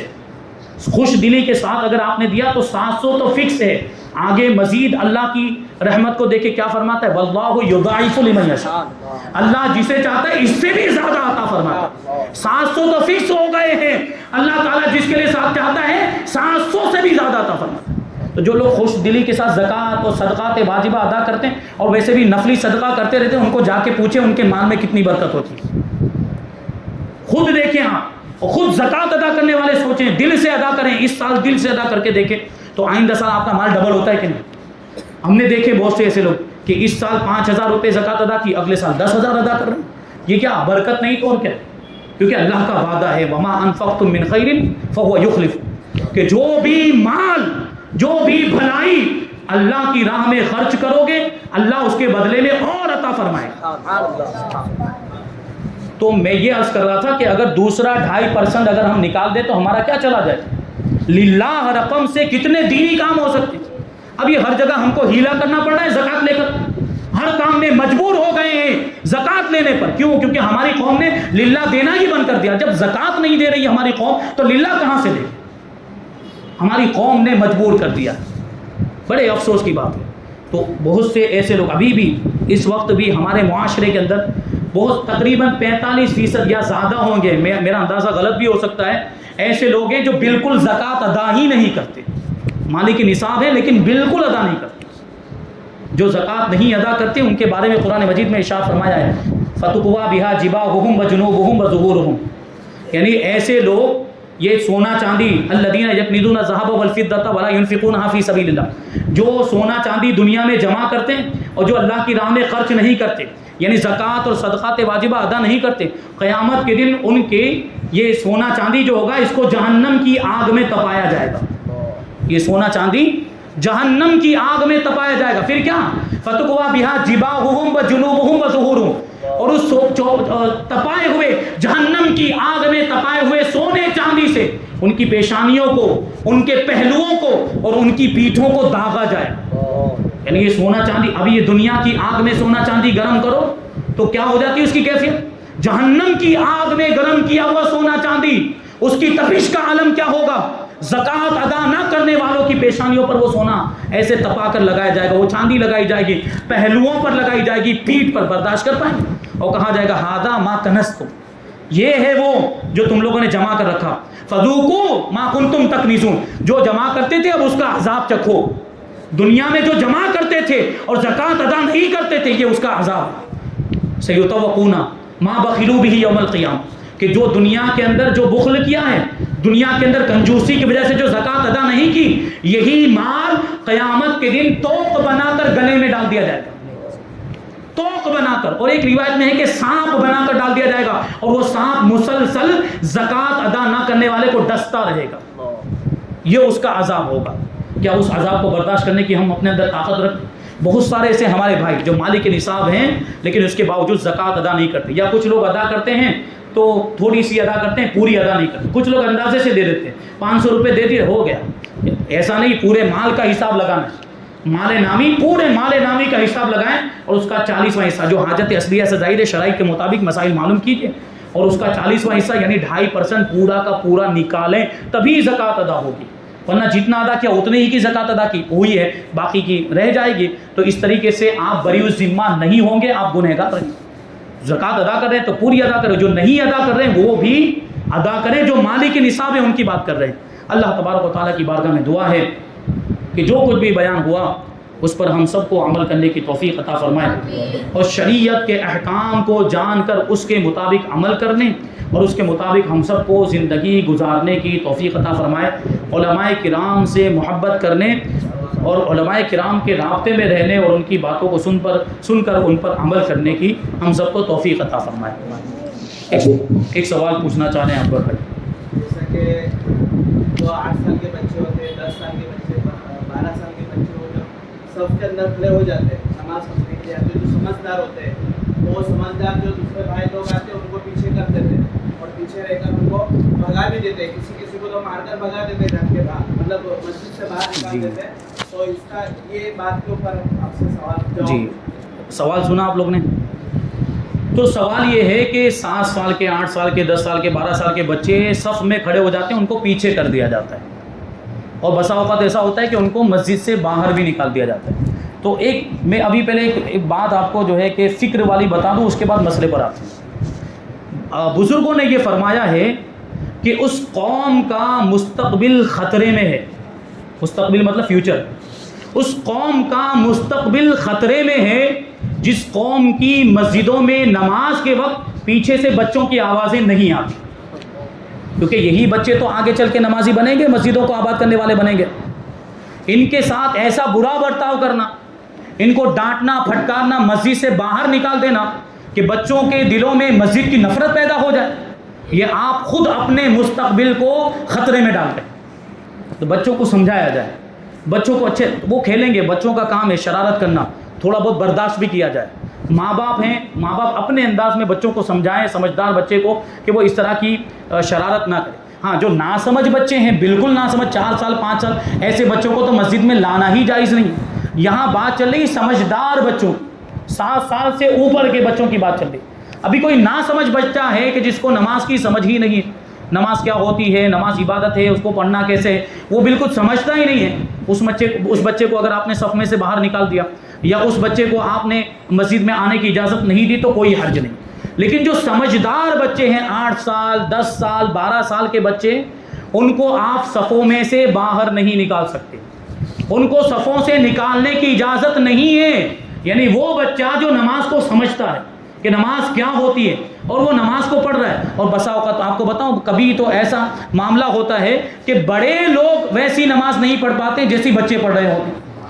بڑے لوگوں کو نماز کا ڈھنگ نہیں آ رہا ہے، بڑے لوگوں کو نماز کا طریقہ نہیں معلوم. بچے تو مدرسے میں پڑھتے ہیں نا، ہر جمعہ کو پریکٹیکل کرایا جاتا ہے بچوں کو، تو وہ بڑوں سے اچھی نماز پڑھ رہے ہوتے ہیں اور وہی بڑے ایسے بچوں کو باہر نکالتے ہیں دھکے مار کے.